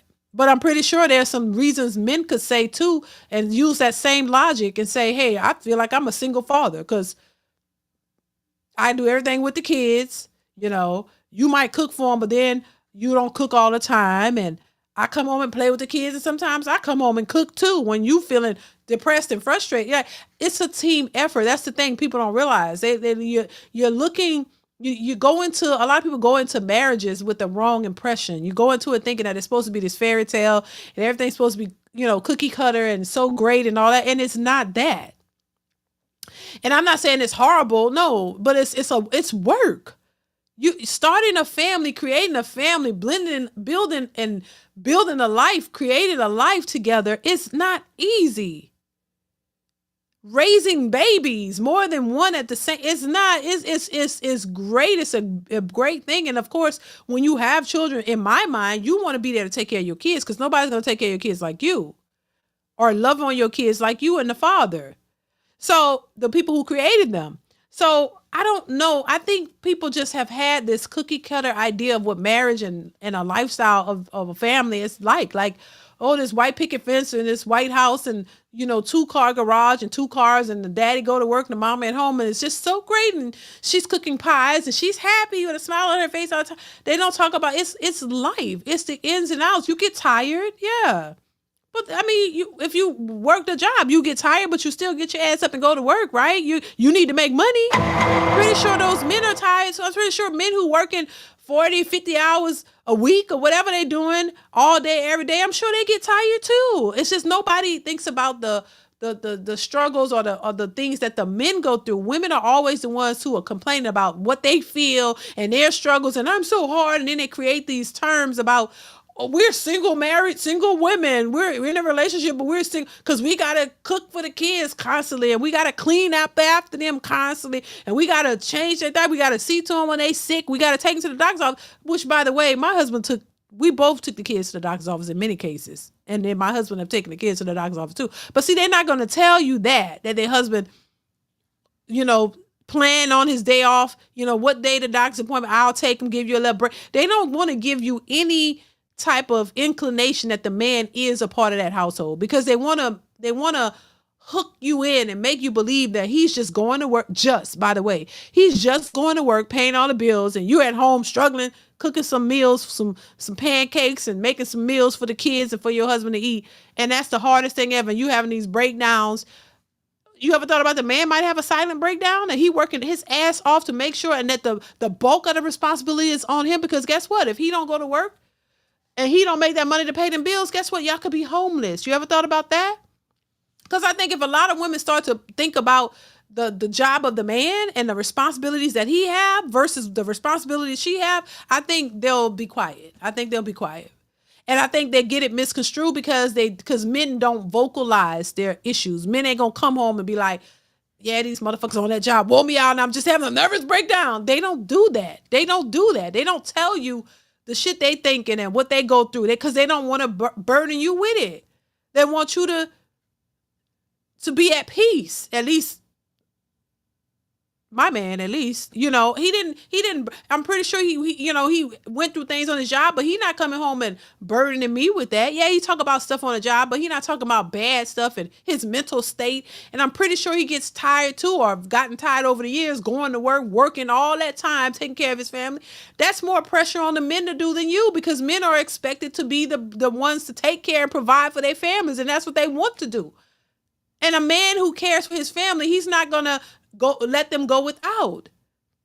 But I think the focus is always on the women, though. And I'm not saying, look, as a woman, as a mother who raised children, yes, it's a tough job. I would say it's a tough job. It's not always easy. There's times you're tired. Newborn babies, you can't get no rest. You're like a zombie a lot of the times. But I would, to me, I think it does a disservice to the fathers of your husbands to say that you're married, or you're married and you're just like a single mother because you got to get up and take care of your kid, while he got to get up and go to work too, and make sure y'all are taken care of. That house you living in, you don't have to get up and go get a job. You at home. And I just think it's very dismissive to the fathers out there and the husbands who are doing everything they can to make sure their families are good, to get on these social media apps and make these people have sympathy for you when your life doesn't reflect that.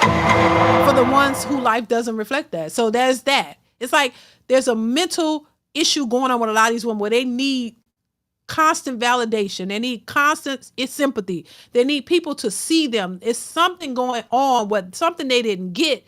Either their mothers didn't validate them, or something that somebody didn't tell them they was pretty. Somebody didn't make them feel worthy, and they need attention. You need something to make you feel good about yourself, because if not, this is what tends to happen. You go on these social media apps and just make up shit and start saying all kind of stuff, and don't think about the man involved. I watched a woman crying because she had to fix breakfast for her kids, and she's a stay-at-home wife, and her husband is at work. So what do you really want? Do you want him to stop working and you want to go out and work? Because then y'all don't want that either. You want him to be, because I'm pretty sure a lot of men would rather be at home. Some men can't do it. Some men have to go out and work. They don't want to be at home. But there are some men who say, okay, I'll stay home with the kids.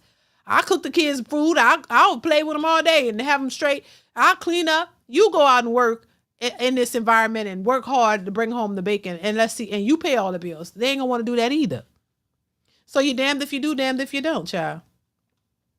Let's continue. Circumstances may not be up to your par. It might not even be up to par as to them. You know what I'm saying? But at least they trying. They trying to get help. Some of them do have help, and they able. They not feeding the kids. They have a roof over their head. They have hot water. They have lights. They have clothing. Some people lack that. Some people even lack parents even trying. So I commend the women for that, and that's just my take on it. Everybody's story is different, but I hope that this monetizes them. I hope that it brings them out of that place to where they feel like they have to rationalize small increments to all their children. So y'all push that. Yeah, well, she got a different take, and that's her opinion. I think this should have been. I don't think social media at this point is the place to deal with that, because the children are the ones, children.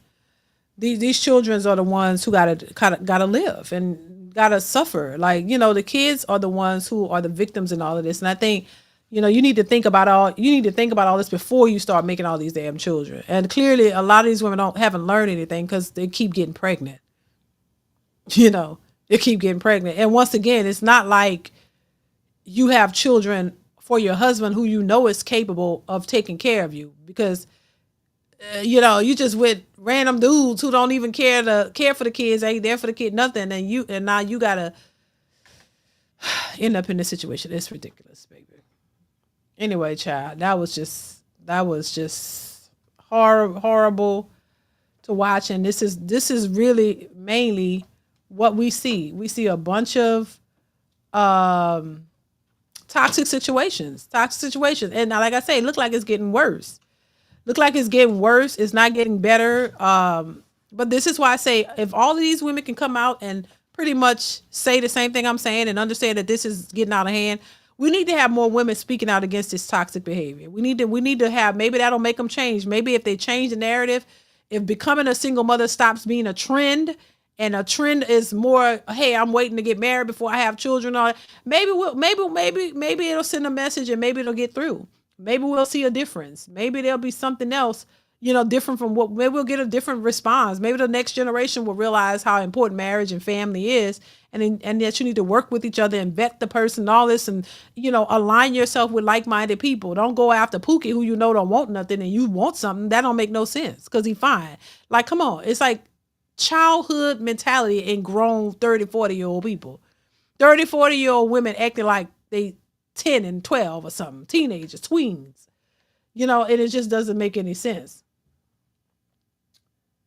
I want to play this. A 59-year-old. Hold on. I want to play this for y'all real quick, and then we're going to wrap this up, y'all. Let me share my screen. Make sure y'all hit the like button, please. Hit the like button. Let's see. Listen to this, child.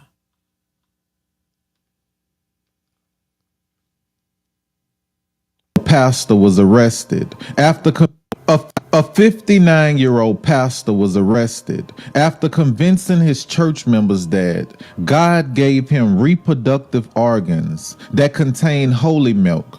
One of his followers said, he told us that the only way we could receive the holy milk is through our mouth. And I thought it was strange at first, but he gave us his word that he was telling the truth and that the Lord anointed him with a Holy Spirit and holy milk. And it was his mission to go throughout the world, healing people. He would say, get on your knees and perform until you're showered with the gift of the Holy Spirit. And if you were someone with a local business, he would say, rub my holy milk in your face to increase your business sales. Listen, ain't nothing wrong with having somebody preach the Bible to you. But at some point, you gotta get an understanding for yourself what that Bible is saying.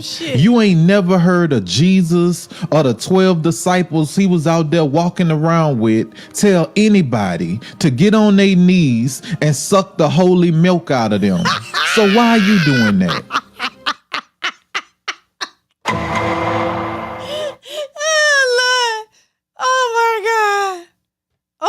God, this is sad. This is sad. This is sad as hell. Now, what is that pastor with the jail, baby? Baby, I wonder if he gonna be asking them dudes in jail to suck the holy milk out of him in there, child. I don't think he gonna try. I don't think he gonna pull that off in jail. I don't think he gonna do that. You gonna ask them prisoners to suck the holy milk out of you when you get in there? Nah, you ain't gonna play that game. But this, my husband sent me this. Baby, you see some weird stuff on these social media apps, for real. Like, what kind of, I'll just talk about the pastors. They full of shit. They're not like, come on. They doing something a little strange for a little change. I'm just saying. They out here deep and bad. And baby, and a lot of the pastors, I'm just saying, they a little weird. They're a little weird. I swear they are. Ain't nobody got time for that. That's why I say, baby, if a church got a good choir, child, and they got the tambourine lady, a few of them in front, they got the praise worship dancers. I like all that praise worship dancers be doing it. And then they got them ladies who, I like watching that. If they got a mega choir, because I came from a church with a mega choir where they harmonize really well, and then they got good solo artists who and then if the pastor, really give us a good sermon where he like, yeah, and they play that music, the horns. Baby, that be the best entertainment ever. If they let you do the holy dance all across and stuff, that's some good entertainment. That's a good show, baby. You get you a good little seat, not all the way up to the front, because all the ushers be there, but kind of in the middle, good little seat. Get you a little fan, because it get hot in there, all them niggas in there. I'm just saying, all the black people in there, I'm sorry, not niggas. All the black people be crowded in there. Go a good church, not the big church, but like medium size, where they got a good choir, good pastor who could really bring it home, baby. It's a Sunday, baby. Let me tell you something. You gonna have you a good old time, and get out in the middle. Like me and my husband get out in the middle. We start doing a little dance, having a good old sweating and all. Like, have you a good old Sunday night. Go to the evening service when it starts at 7:00. Oh my God, you have a wonderful time. If they have all of those things, a good show, and then we be there for a couple of hours or whatever. And then, like I say, we sit down, wipe our face, calm down. If you got a little fan, because you be sweating, because from dancing and catching this Holy Spirit. And then when we know we calm down, by the time we done calm down and cool down, it's time to give the offering, and then we ready to go, baby. I ain't even lying. And we go home, get us something to eat. Child, get, take a shower, bath or whatever, lay down, watch a little TV and go to sleep nice and good. We had us a good time for the night. That was like a nice outing. That was like a Sunday night date. Be worn out, got a little exercise and everything. Cause when you're jumping, that's like, and when I start jumping, my legs start itching because my pores start opening and it's like, okay, and I start sweating. I'm getting a little exercise too, child. Baby, there we go. That's it. That's all good to me. I'm just saying. I get a free concert. A free concert. And if you go on a communion Sunday, you get a little juice and a little cracker. It's a win-win. It's a win-win. Because I remember we went to T.D. Jakes' church. We had a good time. We had a good time at T.D. Jakes. He has a big church out here.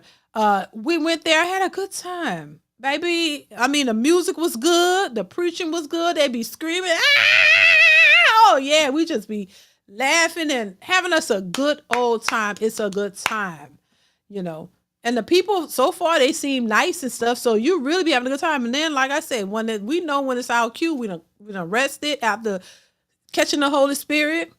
And then we, when it's time, we know when it's time. Because when they about to do the offering, it's time to go. And you beat the crowd. Because when you leave when the offering, that's a big church. So it's a lot of people. So the parking lot is full. So when you leave when they're giving the offering, you can get out the parking lot like a breeze. Ain't nobody leaving. So you can get out. There's no traffic. Get home. Good time, baby. So yeah, that's what I recommend. For real. Yeah. Because if you leave when everybody leaves, it's stop and go traffic out of the parking lot. So nah. So yeah, that's what I would say. That's what we did. And it was nice. Had a good time. You got to worry about nothing. But they got to have it can't be them little bitty small churches because they don't be having good singers. Lord. The singers it don't be good. It don't be good singing. I need good singing. I need harmonies. I need good songs, good solo artists, the praise dancers, the good musicians. All of it need to be there for you to really enjoy it. You know what I mean? XYZ, thank you for the super chat. Says, DeeDee, you be catching the Holy Ghost? I surely do.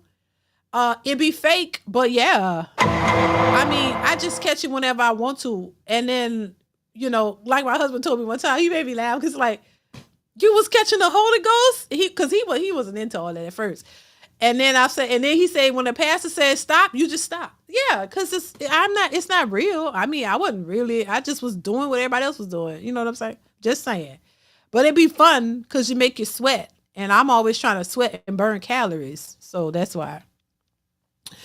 Yeah. Thank you, XYZ, for the super chat. I appreciate you. Yeah. So yeah, it don't be real. You can't, if you really had the Holy Ghost, you don't stop on cue when they tell you to stop. If you really feel with the Holy Ghost, when a person says stop, you just stop? No, if you really feel, then you really in it. Ain't nothing, they can't tell you to just stop. You will just keep going. Oh, I knew I was faking though. I mean, I knew I was faking. I knew it wasn't real. I was just having fun. That's why I say church used to be fun. It was fun.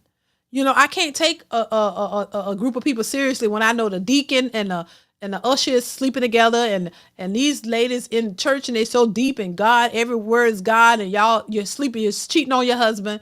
And then this one here got three women, and I thought y'all supposed to be married, but you got 3 women you sleeping with, and then every Sunday, the same people rejoin God because they done been out in the streets messing up day after day. And then on Sunday, they keep joining and renew. You know how you join and you keep renewing yourself because you don't know you've been sleeping and been a hole all week and every week. And then every Sunday, the same people keep rejoining. And I'm like, well, goddamn, y'all know y'all outside. You keep falling short. And every Sunday you running up to, we just get tired of seeing the same people running up to get saved again and even the people there are just kind of like, oh, it's you again. They don't really come to you. It's the new people that want to get saved. They really embrace and console them.